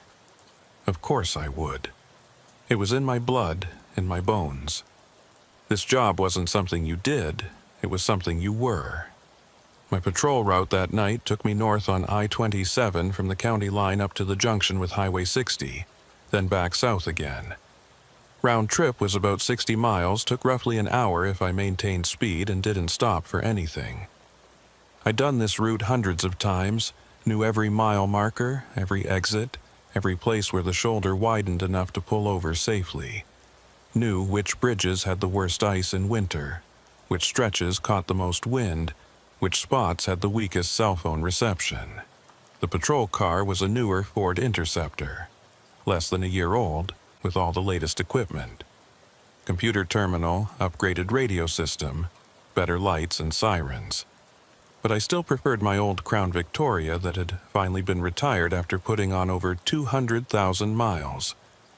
That car had personality, character. This new one felt sterile, efficient but soulless. Like everything else in modern law enforcement, it prioritized function over feel, data over intuition. The computer terminal was particularly annoying. It beeped and buzzed with every update, every notification, every piece of information that headquarters thought I needed to know. License plate readers, BOLO alerts, weather warnings, administrative messages. The constant stream of digital noise was supposed to make us more efficient, more connected, more effective. But all it did was distract from the actual work of policing, which was watching and listening and understanding the rhythm of your territory. It was 11:47 p.m. when I passed mile marker 89 for the first time. I remember the exact time because I'd just checked my watch, calculating how many hours I had left before I could go home and pretend to sleep on the couch while Sarah pretended to sleep upstairs. The dashboard clock had stopped working weeks ago, another thing I kept meaning to fix but never got around to. The list of things I kept meaning to fix seemed to grow longer every day, both mechanical and personal. Mile marker 89 was unremarkable. There was nothing there except empty highway stretching in both directions, fields of cotton stubble on either side, and a sky full of stars. The kind of emptiness that West Texas specializes in. The kind that makes you feel like you're the last person on Earth. I'd passed this marker thousands of times over the years, never giving it a second thought. It was just another number on a long stretch of highway, no different from 88 or 90, no more significant than any other arbitrary point along the road. But that night, for reasons I still can't fully explain, I noticed it. Really noticed it. The way the moonlight hit the reflective surface of the marker. The way the shoulder seemed slightly wider there, like the highway department had planned for something that never materialized.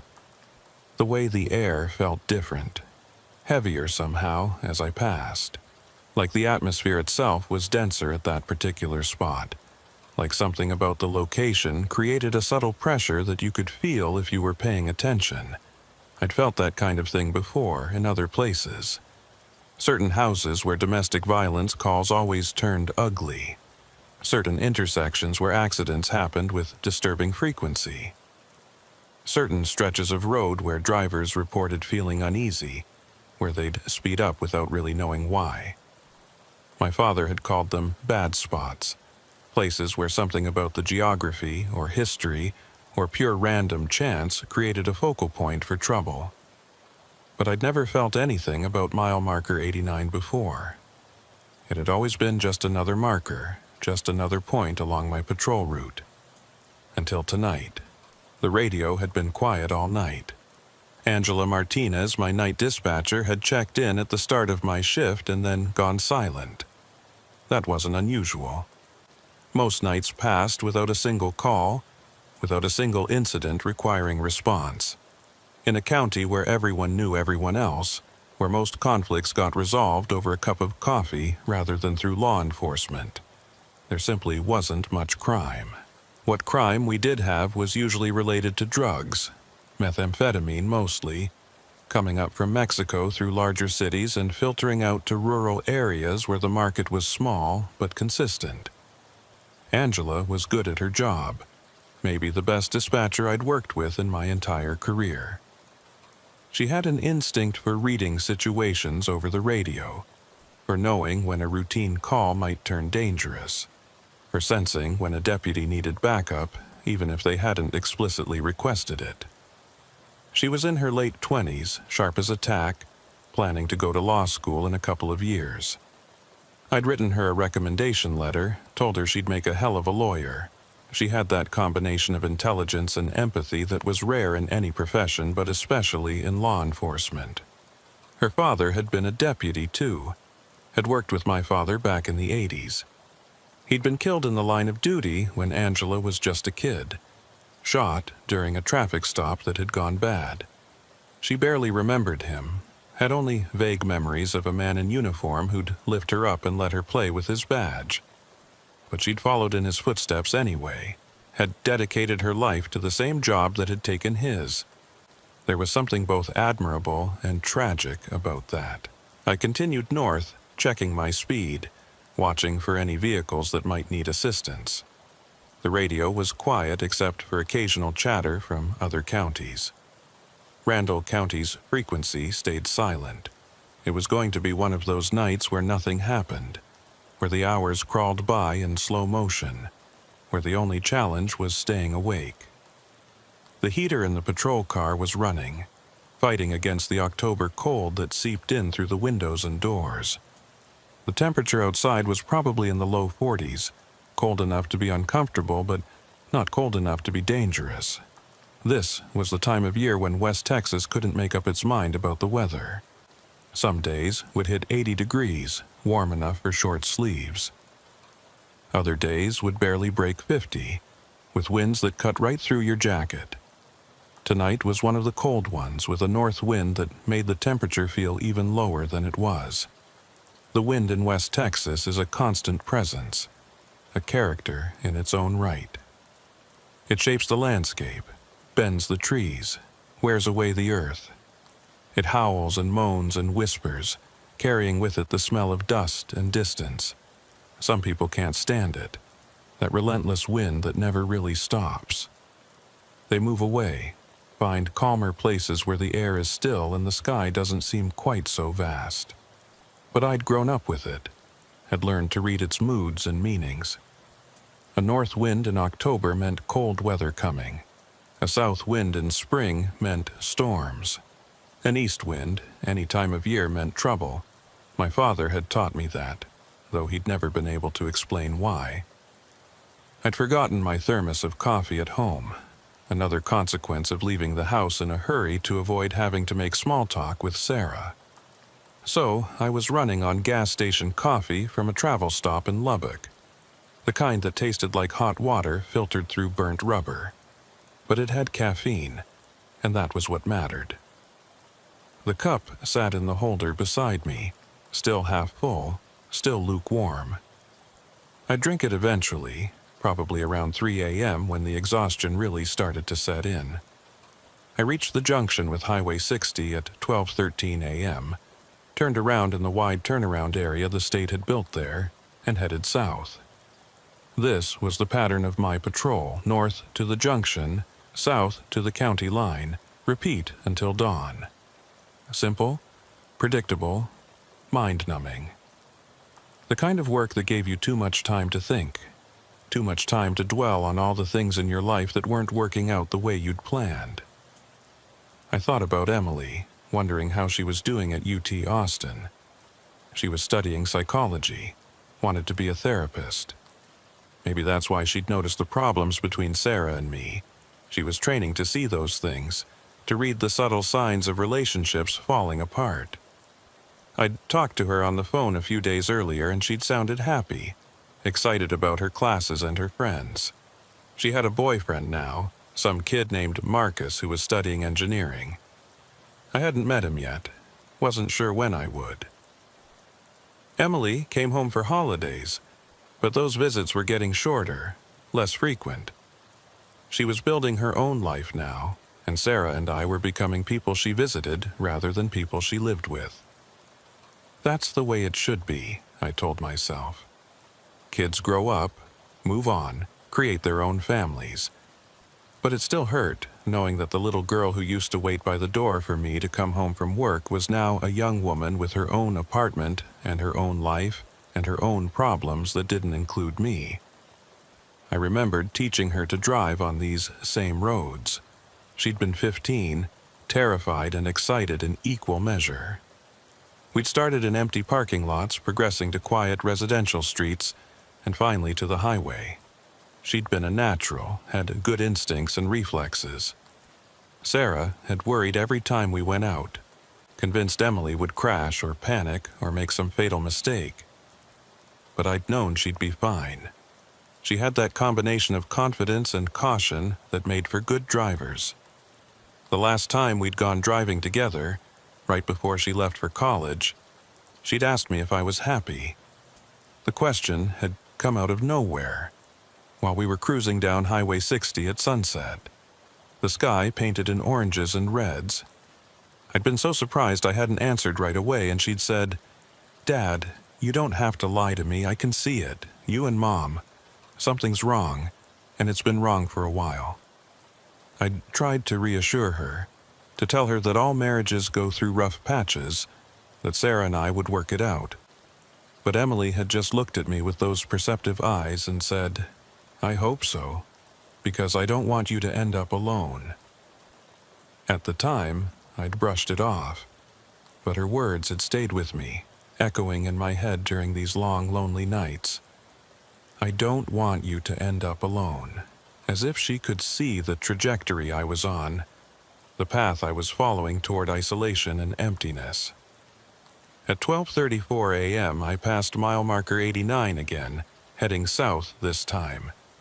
And that's when I saw it. There was a car pulled over on the shoulder, right at mile marker 89. Hazard lights blinking in that distinctive rhythm. I hadn't seen it on my northbound pass 21 minutes earlier. But there it was, clear as day in my headlights. A dark-colored sedan, maybe a Honda or Toyota, with someone sitting in the driver's seat. The figure was motionless, just sitting there with hands on the wheel, staring straight ahead. My first thought was mechanical trouble. Maybe they'd overheated, or had a flat tire, or run out of gas. Common enough problems on these long stretches of highway, especially late at night when gas stations were closed and help was far away. My second thought was medical emergency. Maybe the driver had pulled over because they felt sick, had a heart attack or a stroke or some other sudden crisis. Either way, this was why I was out here. This was the job. Check on people, help when needed, make sure everyone made it home safely. I pulled over behind the vehicle and called it in. "Dispatch, this is Unit 1. I'm 1097 at I-27, mile marker 89 southbound.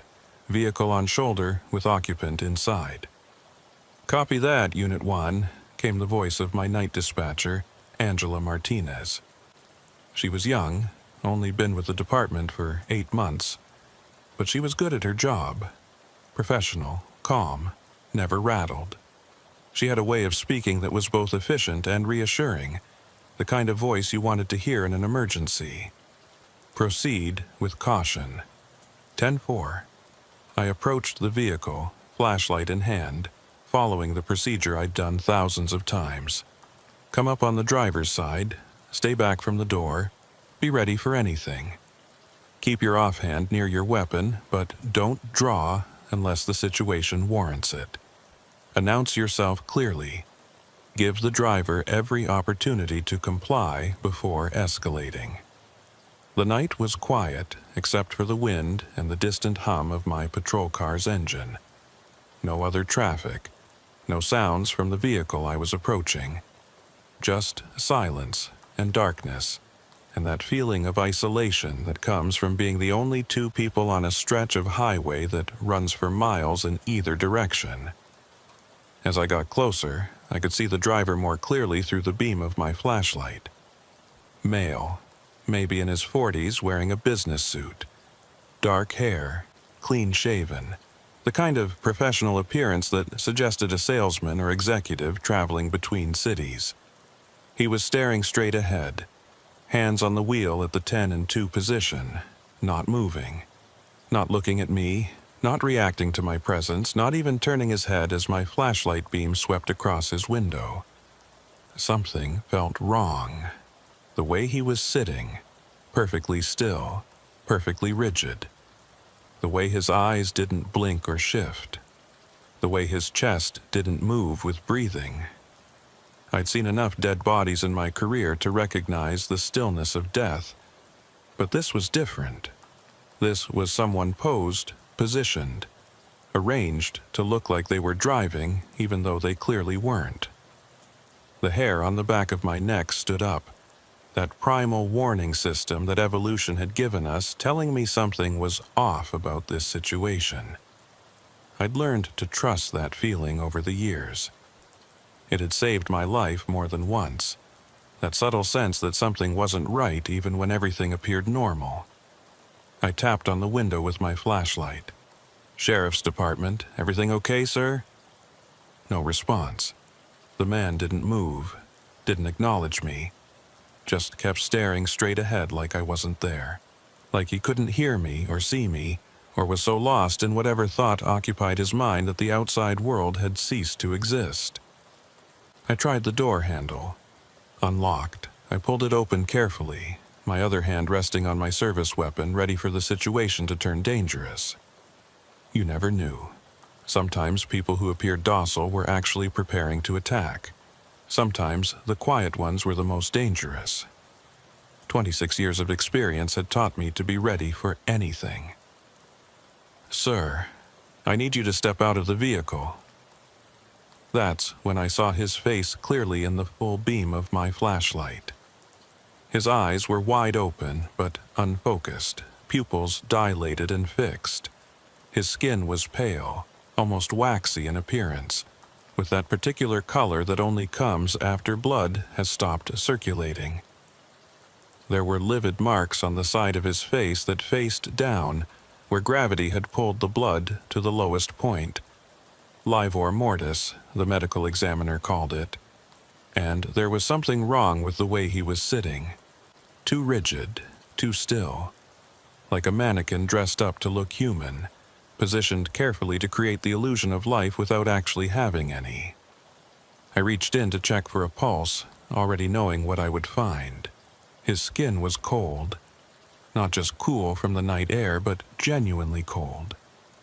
Body temperature cold. The kind of cold that only comes after the heart has stopped pumping warm blood through the veins. His neck was stiff with rigor mortis, and when I tried to move his arm, it resisted, locked in place by the chemical changes that occur in muscles after death.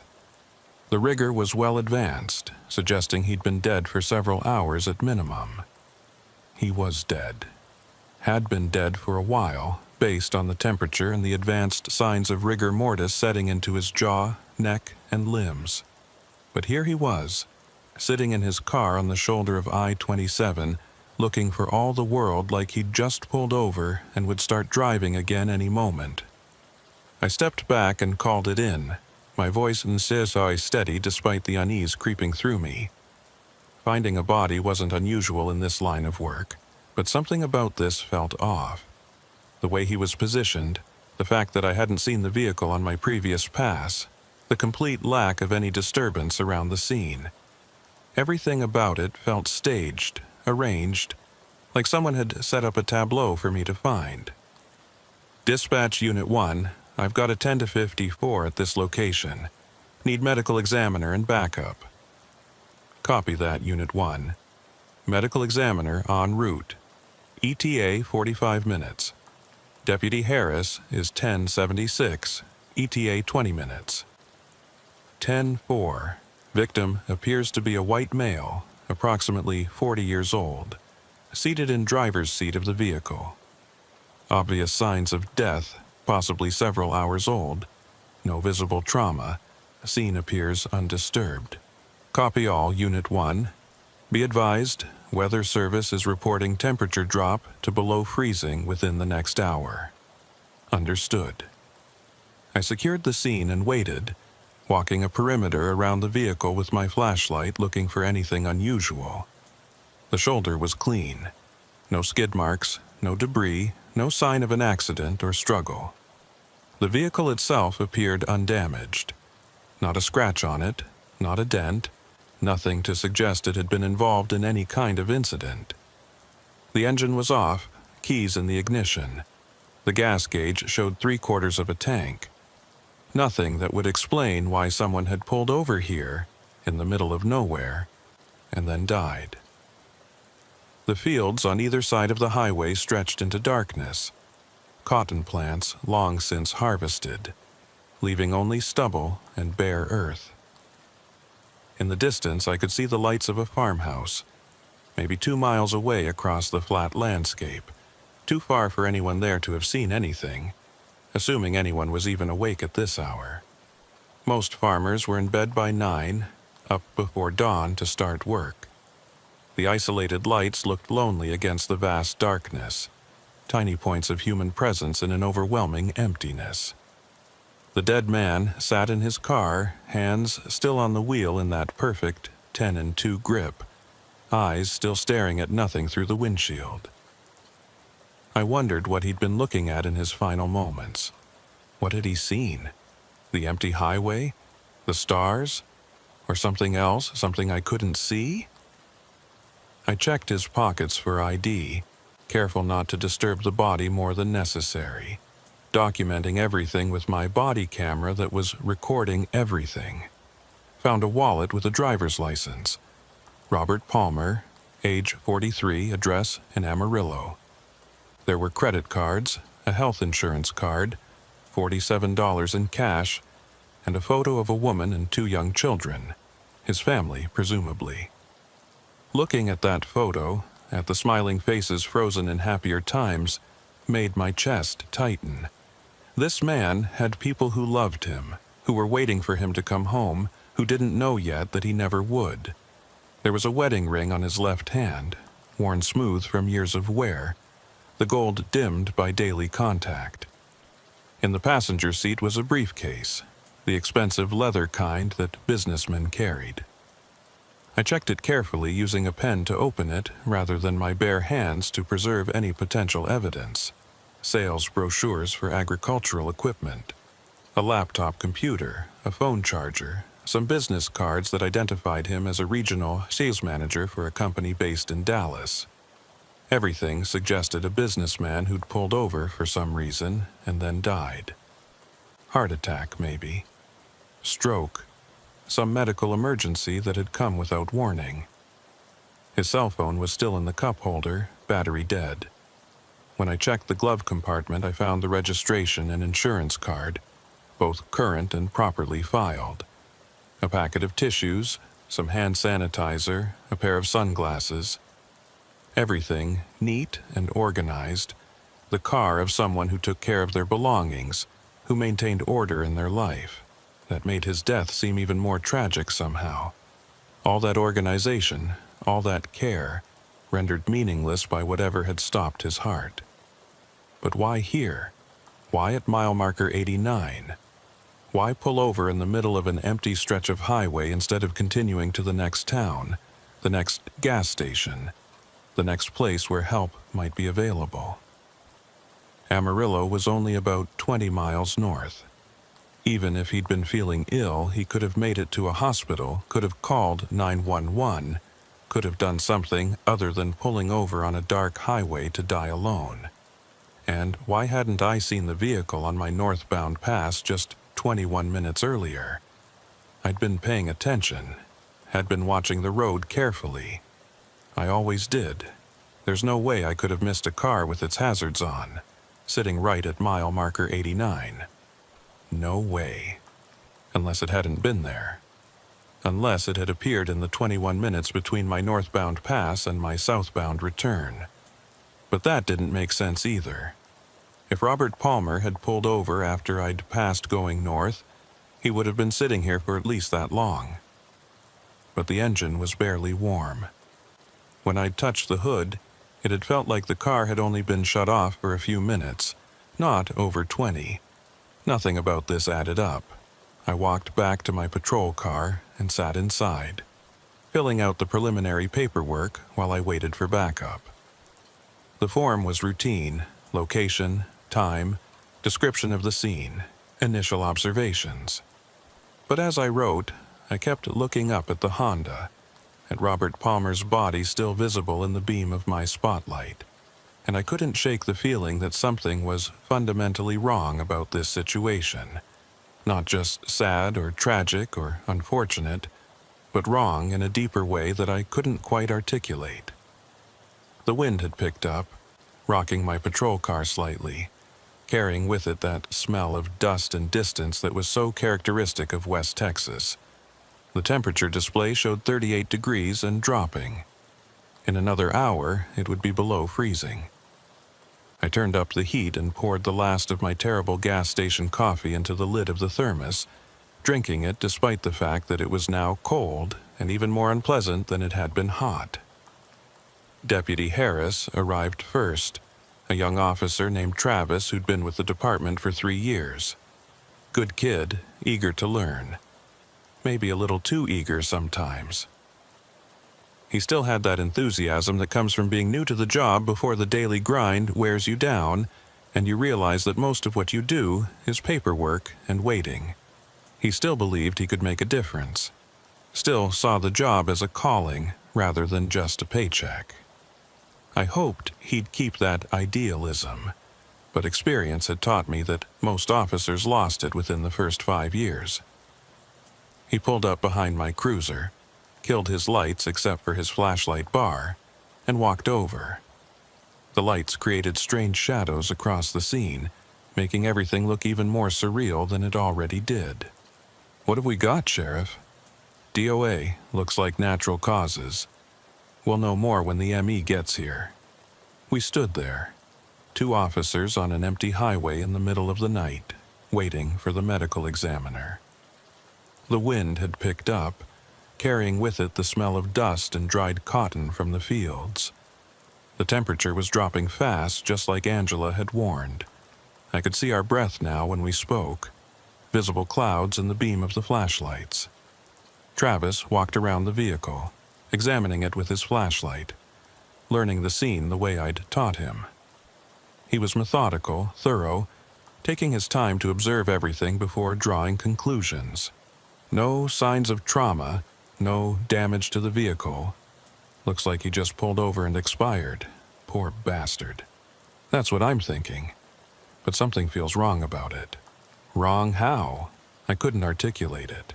Just a feeling, an instinct developed over decades of law enforcement. Something about the scene didn't fit. Too neat, too clean, too perfect in its simplicity.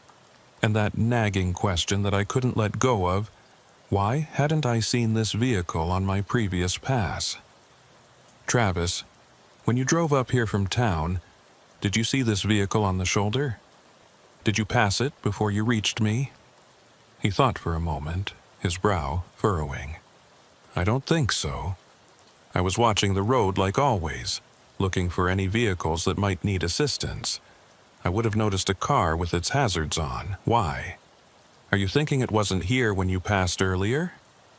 "I know it wasn't here. I passed this exact spot at 11:47, not even an hour ago. This car wasn't here then. I'm absolutely certain of it.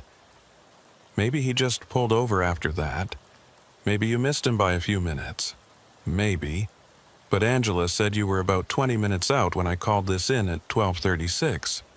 That means you left the station around 12:15 or so. If this guy pulled over after I passed at 11:47, he would have been sitting here for at least half an hour before I found him. But the engine's barely warm. I touched the hood when I first approached. It felt like it had only been shut off for a few minutes, not over half an hour." Travis looked at the Honda, then back at me, a slight frown creasing his young face. "So what are you thinking, Sheriff?" "I don't know. Maybe I'm tired. Maybe I'm seeing things that aren't there, making connections that don't exist. But this doesn't feel right. The timeline doesn't work. The temperature of the engine doesn't match how long the body's been dead. None of it adds up." "You think there's something suspicious about it? Like maybe someone else was involved?" "I don't know what I think. But I want the ME to take a very close look at this body and this scene. I want photographs of everything, documentation of everything. I want to make sure we're not missing something important." The medical examiner, Dr. Patricia Lowe, arrived at 1:32 a.m. in her county vehicle, a white SUV with official markings and a light bar on top. She was in her 60s, had been doing this job for longer than I'd been sheriff. She'd seen everything, and nothing fazed her anymore. She'd examined bodies in every condition, in every location, under every circumstance imaginable. If something bothered her, it was serious. If she couldn't explain something, it was genuinely inexplicable. We'd worked together on dozens of cases over the years. She'd taught me how to read a death scene, how to look for the subtle signs that could tell you what had really happened in someone's final moments. She was patient and thorough and absolutely unshakable in her professional demeanor. I'd never seen her lose her composure, never seen her react with anything other than clinical detachment to even the most horrific scenes. She examined the body while Travis and I watched, taking notes on a clipboard, photographing the scene with a professional camera that had a flash bright enough to light up the entire area. The sudden bursts of light created strange shadows, making the scene look even more surreal. Each flash seemed to freeze time for a moment, capturing Robert Palmer in his eternal stillness from every angle. She took temperature readings, checked the rigor mortis in various muscle groups, examined the lividity patterns, looked at the eyes and fingernails and all the other subtle indicators that could help establish time of death.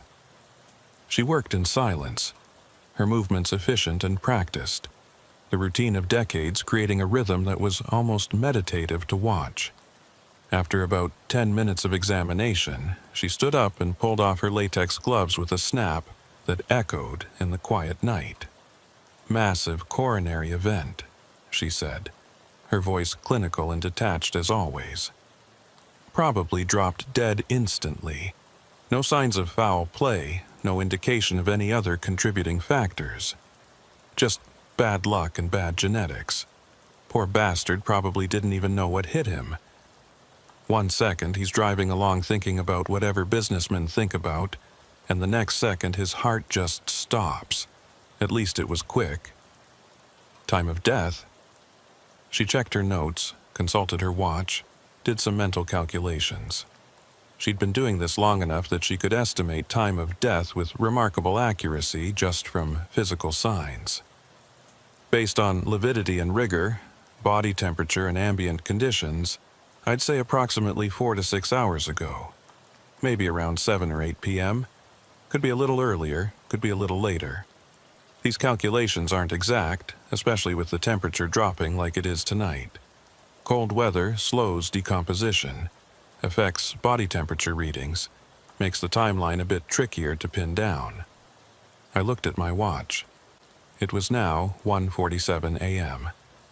So he's been sitting here for 6 hours, minimum, maybe longer? Looks that way, give or take an hour or so.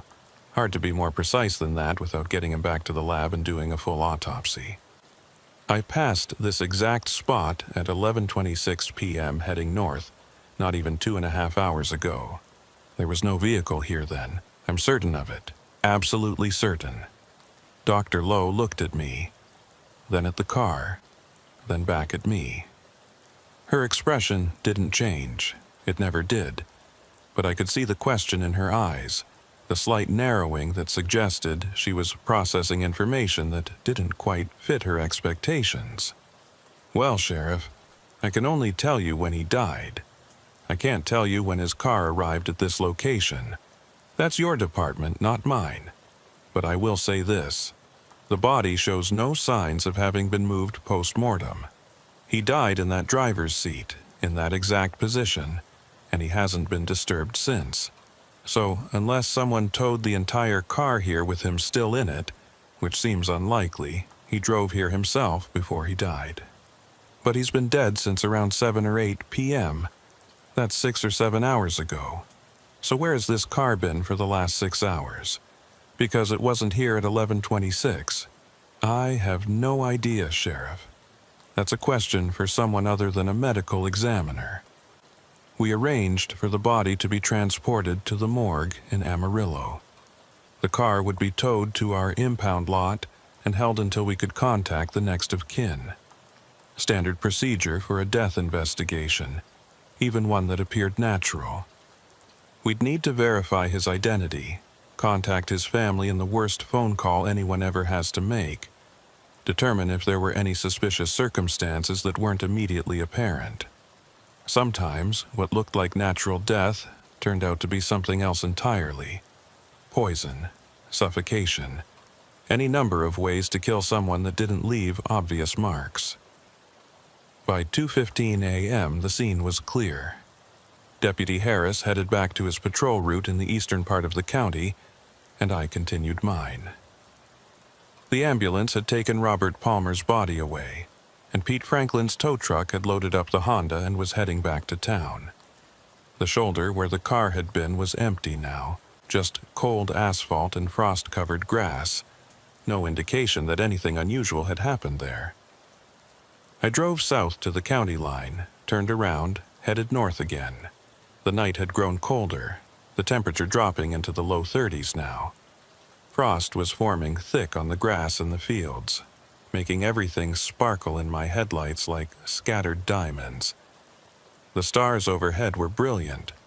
That particular clarity you only get in cold weather when the atmosphere is clean and dry and absolutely still. At 2:47 a.m., I passed mile marker 89 heading north. The car was back. Same dark sedan. Same position on the shoulder. Same hazard lights blinking in that hypnotic, mesmerizing rhythm. And sitting in the driver's seat, hands on the wheel in that perfect 10 and 2 position, staring straight ahead with dead eyes, was Robert Palmer. The impossible had become real. The light vanished. The highway was empty. Just asphalt and painted lines and mile marker 89 standing silent in the pre-dawn darkness.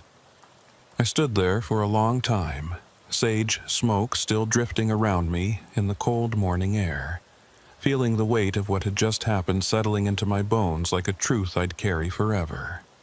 The weight wasn't heavy exactly. It was more like substance, like I'd gained something solid and real that had been missing before. I'd opened a door that had been closed for decades, maybe centuries. I'd released thousands of trapped souls, helped them complete a journey that had been interrupted by our modern world, by our highways, and our certainty that we understood how reality worked, by our assumption that the dead stayed dead and the living stayed living, and there was a clear, bright line between the two states. We'd been wrong about that. So, fundamentally, profoundly wrong that our error had created a prison for souls, a trap that held them in a state between existence and non-existence, unable to move forward into whatever came next, unable to return to the lives they'd left, caught in an eternal moment of transition that should have lasted seconds, but had stretched into years and decades and lifetimes. How many souls had been trapped there? How many people had died on or near this highway over the decades since it was built, their final journeys interrupted by the concrete and asphalt we'd laid over sacred ground? The thought was staggering, overwhelming, and yet here I stood, a small-town sheriff with no special training or knowledge, having somehow stumbled into the solution. Or maybe I hadn't stumbled at all. Maybe I'd been guided, chosen, prepared in ways I didn't understand to be in this exact place at this exact time to do this exact thing. The cornmeal circle I'd made was still visible on the asphalt, the individual grains catching the first hint of dawn light, glowing faintly like scattered stars. But as I watched, the circle began to fade, the grains disappearing one by one as if they were being absorbed into the road itself. It happened slowly, methodically, each grain winking out of existence in a pattern that almost seemed deliberate. Like the ritual, improvised and probably wrong in 1,000 ways, had somehow been right enough to matter, and now that its purpose was fulfilled, the physical evidence was being erased. Within 5 minutes, every grain was gone. The asphalt was clean, unmarked, showing no sign that anything unusual had happened there. But I knew. I'd witnessed it. I'd been part of it. And that knowledge would stay with me forever. I walked back to my patrol car slowly, my legs feeling weak not from physical exhaustion but from the sheer emotional and spiritual weight of what I'd experienced. The adrenaline was fading now, leaving behind a bone-deep weariness that went beyond anything I'd felt before. But there was also peace, a profound sense of rightness, of completion, of having fulfilled a purpose I hadn't known I had.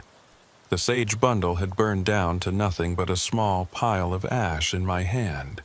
I scattered it on the shoulder, letting the wind take it away, carrying it across the fields and into the growing light of dawn. The tobacco I'd used was gone too, absorbed into the earth. The ceremony had consumed itself, leaving no trace except in my memory and in whatever spiritual records such things were kept in. As I got into the patrol car and started driving back toward town, the sun was just beginning to rise over the eastern horizon. The sky transformed from black to deep blue, to purple to pink to gold, the colors bleeding into each other in that spectacular way that sunrises have. The world looked different now, transformed not just by light, but by what I'd experienced. Cleaner, somehow, lighter. Like a weight had been lifted not just from me, but from the landscape itself, from the very air and earth and sky. Or maybe I was just exhausted and seeing things that weren't there. Maybe the whole experience had been some kind of stress-induced hallucination, a breakdown brought on by too many years of service and too many nights alone on empty highways thinking about everything I'd lost and everything that was broken in my life. Maybe there was a rational explanation for everything that had happened, and I'd just been too tired to see it. But I didn't believe that. Couldn't believe it. I'd felt the presence of those souls, as real and solid as anything I'd ever experienced. Had seen them pass through the threshold with my own eyes.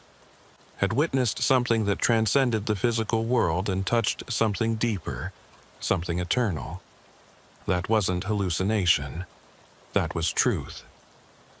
When I got home, I found Sarah awake and worried, sitting at the kitchen table with cold coffee and her bathrobe wrapped tight against the morning chill. The house was quiet, filled with that particular quality of silence that comes just before sunrise. She'd been crying. I could see the tracks on her face, the redness around her eyes, the wadded tissues on the table in front of her. When she saw me walk through the door, she stood up so fast her chair scraped loudly against the floor. "Tom, where were you? I've been trying to call you for hours. Your phone kept going straight to voicemail, and when I called the station, Angela said you were out on patrol, but she hadn't heard from you in over an hour. I was about to call Harris and have him go looking for you. I thought, God, Tom, I thought something terrible had happened to you." Her voice broke on the last words, and I could see genuine fear in her eyes. Fear for me.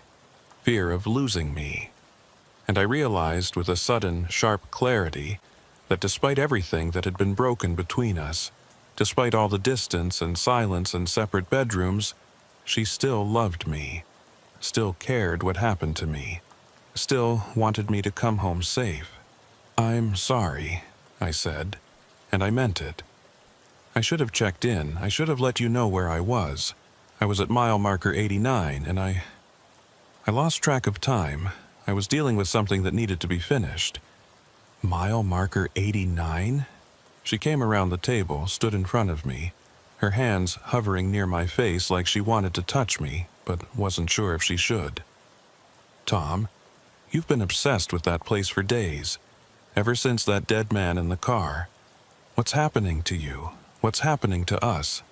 I feel like I'm losing you, and I don't know how to stop it." I sat down at the table, suddenly aware of how exhausted I was. Every muscle ached, every joint felt stiff, and my head was pounding with a headache that felt like someone was driving nails through my skull. Something was wrong there. Something I had to fix. Something that's been wrong for a long time, maybe decades.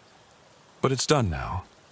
It's over. I think maybe I can finally start to let go of some things. Start to move forward instead of just existing. She sat down across from me, reached across the table and took my hands. Her touch was warm, real, anchoring me to the present moment, and to this life, and to this woman who'd stood by me for 32 years, even when I'd given her every reason to leave. Tom, I don't understand what you're talking about, but I can see that something's changed. You look different. Not just tired, but different, like you've been somewhere far away and only just came back. So I told her everything. I told her about the impossible car at mile marker 89, about Robert Palmer sitting dead behind the wheel in a vehicle that existed in 2 places at once, about the accumulation of bodies over the following nights, dozens and then hundreds and then thousands of dead people standing on the highway watching me pass, about the research I'd done into the history of the location, the sacred ground of the Comanche, the ground of many returns where the dead would come back for one final visit before moving on to the afterlife. I told her about the ceremony I'd performed with sage and cornmeal and tobacco and prayers I'd improvised because I didn't know the right words or the right rituals, but I knew I had to do something. About the threshold opening, about seeing clearly into another world or another dimension, or whatever you want to call the place where souls go when they leave this one.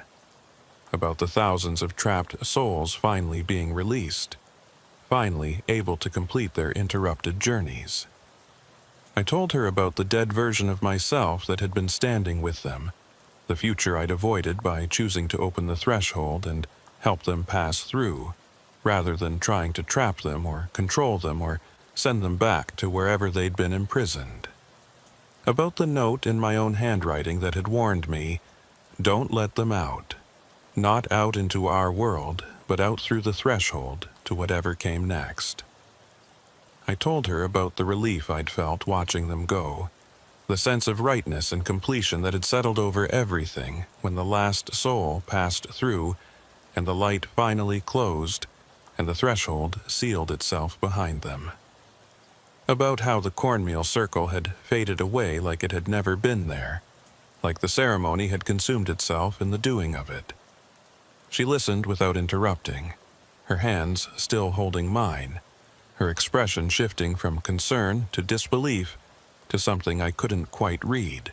Not skepticism exactly, but a kind of suspended judgment, like she was trying to decide what to believe. When I finished, we sat in silence for a long time. The morning sun streaming through the kitchen window, painting everything in warm golden light that felt almost sacred in its ordinary beauty. "Do you believe me?" I finally asked, not sure what answer I wanted to hear. "I don't know what to believe," she said slowly, choosing her words carefully. "Part of me thinks you've been under too much stress, working too many nights, dealing with too many things alone. Part of me thinks maybe you had some kind of breakdown out there, that your mind created this elaborate story to make sense of something you saw that you couldn't explain. But I believe that you believe it. And I believe that something happened out there, something that's affected you deeply, changed you in ways I can see even if I don't fully understand them. Whether it was what you think it was, some kind of supernatural experience with trapped souls and thresholds between worlds, or whether it was something else, some kind of psychological crisis that manifested as visions. I don't know. I honestly don't know. You think I'm crazy. No, she said firmly. I don't think you're crazy. I think you're exhausted and stressed, and you've been carrying too much for too long. I think you've been trying to be everything to everyone. A good sheriff, a good husband, a good father. And you've been doing it all alone, without asking for help, without admitting that you were struggling. And I think maybe that pressure finally broke something inside you, and what you experienced at mile marker 89 was your mind's way of processing that break. That's a very rational explanation. I'm a rational person, Tom. I deal in facts and evidence and things I can see and touch and understand. But I also know that you're not a liar, and you're not prone to flights of fancy. And in 32 years of marriage, I've never known you to make up stories or exaggerate or claim to have experienced something you didn't.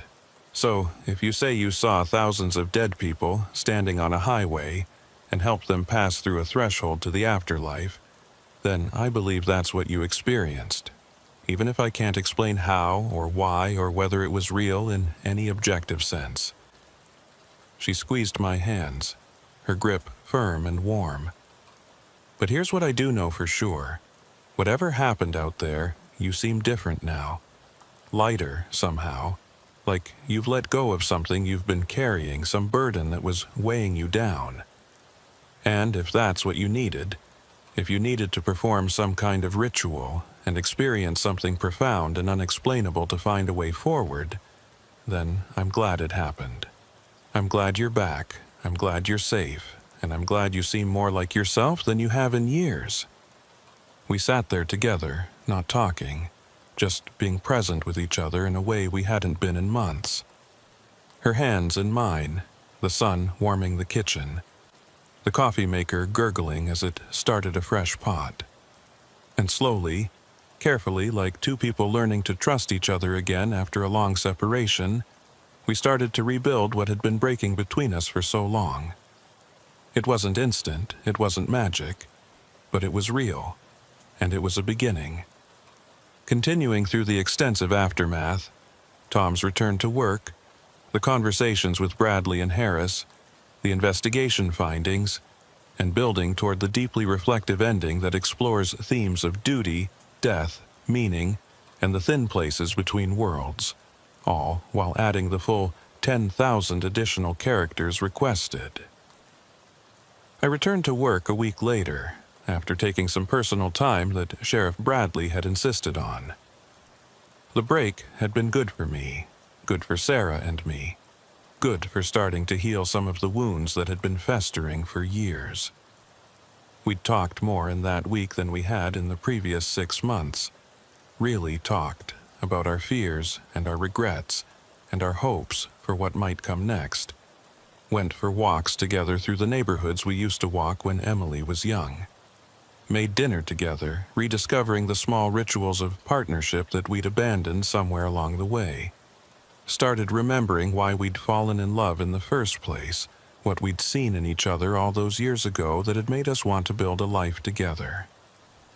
It wasn't perfect, old hurts don't heal that quickly, and trust that's been eroded takes time to rebuild.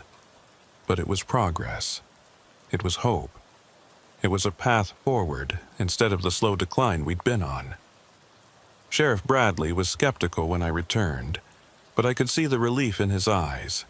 He told me I looked better, seemed more centered, less haunted by whatever had been eating at me. We sat in his office and went over what had happened, though I was careful about how much I told him. I explained about the vehicle appearing and disappearing, about the pattern I'd observed, about the research I'd done into the history of the location. But I left out the parts about the ceremony and the threshold and the thousands of souls passing through to the afterlife. Some things are too strange to put in an official report. Bradley had closed I-27 at mile marker 89 for 3 days after my initial reports, had teams check the roadway and the shoulder, looking for any explanation for what I'd experienced. The highway department had surveyed the pavement, looking for structural issues or unusual magnetic fields or anything that might explain vehicles appearing and disappearing. The county had brought in engineers to check the bridges and overpasses nearby, making sure there were no hazards that might cause drivers to pull over suddenly. They found nothing unusual. Just a normal stretch of highway, no different from any other. The pavement was standard asphalt over standard gravel and soil. The grade was gentle, the visibility was good, the shoulder was wide enough to pull over safely. No anomalies in the electromagnetic readings, no unusual seismic activity, no underground caverns or water sources that might affect the stability of the road. No evidence of anything strange or supernatural, or even particularly noteworthy. Just regular West Texas highway running through regular West Texas countryside. The engineer's report concluded that there was no structural or environmental reason for the incidents I'd reported. The psychologist that Bradley had required me to see as a condition of returning to work had concluded that I'd been under severe stress and had likely experienced a series of hallucinations brought on by exhaustion, emotional turmoil, and the cumulative effects of too many years in a high-stress profession. The official departmental position was that I'd had a breakdown, a temporary crisis brought on by personal and professional pressures, but that with proper rest and support I'd made a full recovery. I didn't argue with any of it. Let them believe what they needed to believe. Let the official record show whatever made everyone comfortable. The truth of what had happened at mile marker 89 was mine to carry, and I didn't need anyone else to validate it or believe it or understand it. Deputy Harris reported that the incidents had completely stopped after the night I'd performed the ceremony. No more impossible vehicles appearing at mile marker 89. No more dead people standing on the shoulder. No more calls from confused motorists reporting strange sights or sounds along that stretch of highway. The road was just a road again, and traffic passed through without incident, without even noticing that anything had ever been different there. Pete Franklin confirmed that Robert Palmer's Honda Accord had stayed in the impound lot where it belonged, existing in only one place at one time like any normal vehicle should. No mysterious appearances elsewhere, no duplication, no violations of the laws of physics. Just one car, properly stored, eventually released to Palmer's family after the death investigation was closed. Robert Palmer's autopsy confirmed what Dr. Lowe had suspected: massive myocardial infarction, death within seconds. No contributing factors or suspicious circumstances. His widow came from Amarillo to claim his body and his belongings. I met with her at the station, gave her his wallet and briefcase and the other personal effects we'd recovered from the vehicle. She was devastated, confused, still trying to understand how her husband had simply driven away one morning for a routine sales trip and never come home.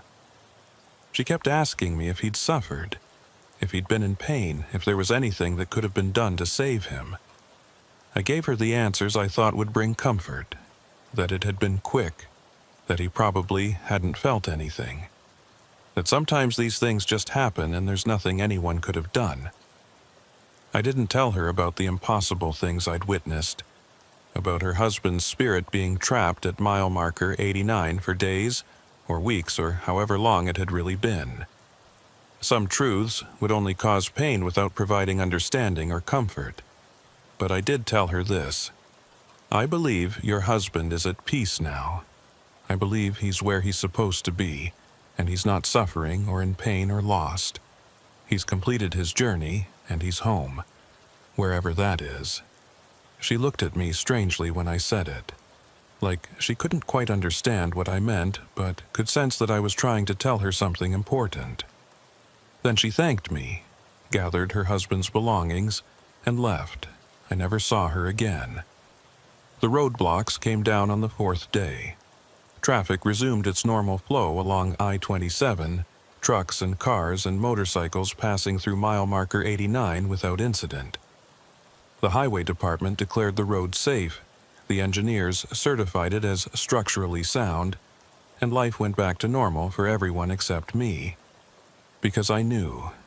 I carried the knowledge of what had really happened there, what had been trapped at that location for decades, what I'd been chosen or selected or just happened to stumble into the position to help resolve.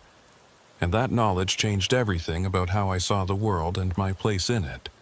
But sometimes, late at night when I'm patrolling that stretch of I-27, I slow down as I pass mile marker 89. Not because I expect to see anything. I don't. The threshold is closed. The souls have passed through. The trap that existed there for so long has been permanently dissolved. But I slow down anyway, out of respect, out of remembrance, out of the need to honor what happened there. And sometimes, just for a moment, I think I see something. A flicker of light at the edge of my vision, like the threshold trying to crack open again for just a second. A shadow that might be a person standing on the shoulder, or might be nothing more than the play of my headlights across the landscape. An echo of what was once trapped there, a reminder of what lies just beyond the surface of the world we think we understand. But they're not trapped anymore. They've moved on. They've completed their journeys. And knowing that makes the darkness a little less dark, the emptiness a little less empty, the isolation of the night shift a little less lonely. And me? I'm still here, still working the night shift, though not as often now. I've been delegating more responsibilities to my deputies, letting them take their turns with the overnight patrols, spending more time at home with Sarah. We're learning how to be married again, how to be partners instead of just cohabitants, how to bridge the distance that had grown between us through years of neglect and miscommunication, and the slow erosion of intimacy that happens when you stop paying attention to each other. It's not perfect. Some wounds run deep, and trust that's been broken takes time and effort and patience to rebuild. But we're trying. We're both trying.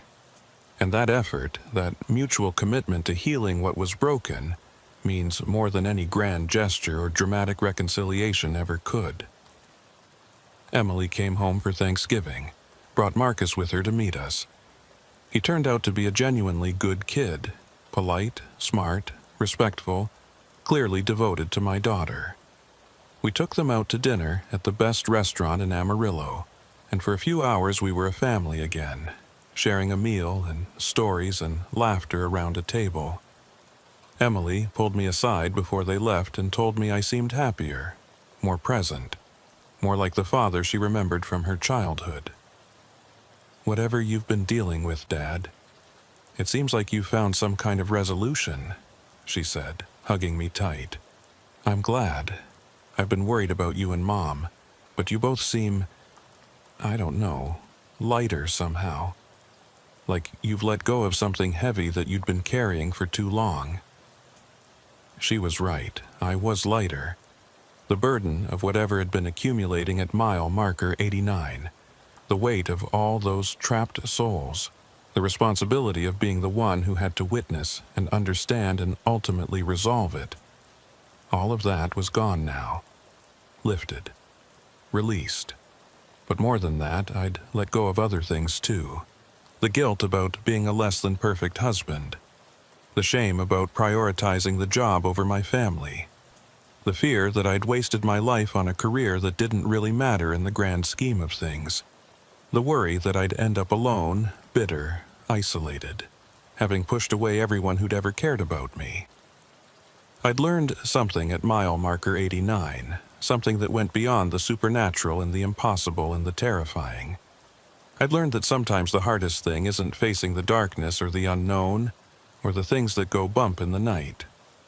Sometimes the hardest thing is facing yourself, acknowledging what you've been running from, admitting that you need help and healing and grace. The dead at mile marker 89 needed help finding their way home. But so did I.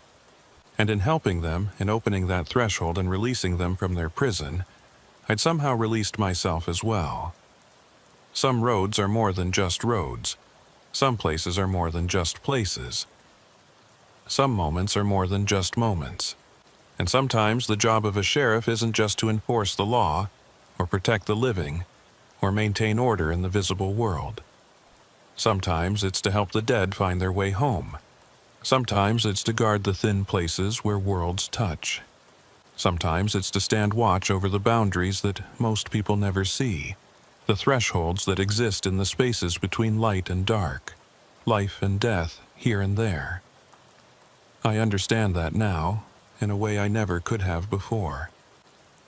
And I'll carry that understanding with me for however many nights I have left to patrol these empty highways, watching over the thin places, honoring the sacred ground, making sure that what needs to pass through can pass through safely, because that's what the badge means. Not just protection for the living, but guidance for the dead. not just enforcing human laws, but respecting the deeper laws that govern the transitions between states of being, not just maintaining order in the world we can see, but honoring the boundaries and thresholds and liminal spaces in the world we can only glimpse. And that's a duty that doesn't end with a shift change, or a retirement, or even death itself. It's eternal, forever, a responsibility that exists outside of time and transcends the ordinary boundaries of mortal existence.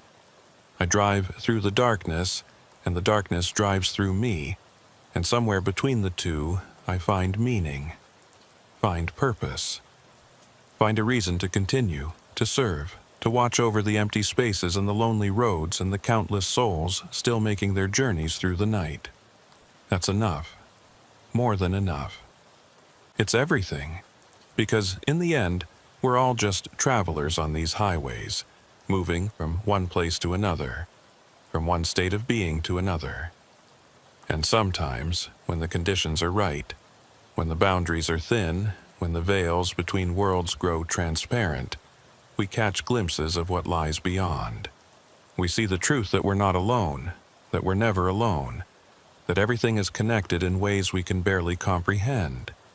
The living and the dead, the visible and the invisible. The world we know and the worlds we can only imagine, all of it connected. All of it part of one continuous journey from beginning to end and back again. Mile marker 89 taught me that. The dead people standing on the shoulder taught me that. The threshold between worlds taught me that. And I'm grateful for the lesson, even if it came wrapped in terror and confusion and the slow dissolution of everything I thought I understood about reality. Because that's how the best lessons come. Not gently or easily or comfortably, but hard and strange and transformative. They break you open and remake you and leave you fundamentally changed in ways you couldn't have imagined before. I'm not the same man I was before that October night. I've been changed by what I witnessed, what I experienced, what I was called upon to do. And I'm grateful for that change, even though it came at a cost. Even though it required me to face things I'd rather have avoided, even though it meant accepting truths about the nature of reality that most people never have to confront. So I drive, I watch, I wait, and when the next impossible thing appears on my highway, because there will be a next thing, I'm certain of that now, I'll be ready, because that's what sheriffs do in West Texas. We keep watch over the empty spaces. We guard the lonely roads. We stand between what is and what might be, and we do our best to make sure that everyone, living or dead, or somewhere in between, finds their way home safely. It's not much, but it's everything, and it's enough, more than enough. It's purpose and meaning, and the reason I put on this badge every day and head out into the darkness to patrol these highways that stretch from horizon to horizon, under skies so vast they make you feel like nothing and everything all at once. This is my calling. This is my duty. This is what I was meant to do, even before I knew such duties existed. And I'll carry it with honor and humility and reverence for as long as I wear this badge, for as long as I patrol these roads, for as long as the night calls me out into the darkness to keep watch over the thin places and the lost souls, and the endless mystery of what it means to live and die and continue on in ways we can barely imagine. Mile marker 89 is quiet now. The souls are at rest. The threshold is closed. The trap is broken. But I still remember, still honor, still carry the knowledge of what happened there and what it meant, and what it taught me about the world and my place in it.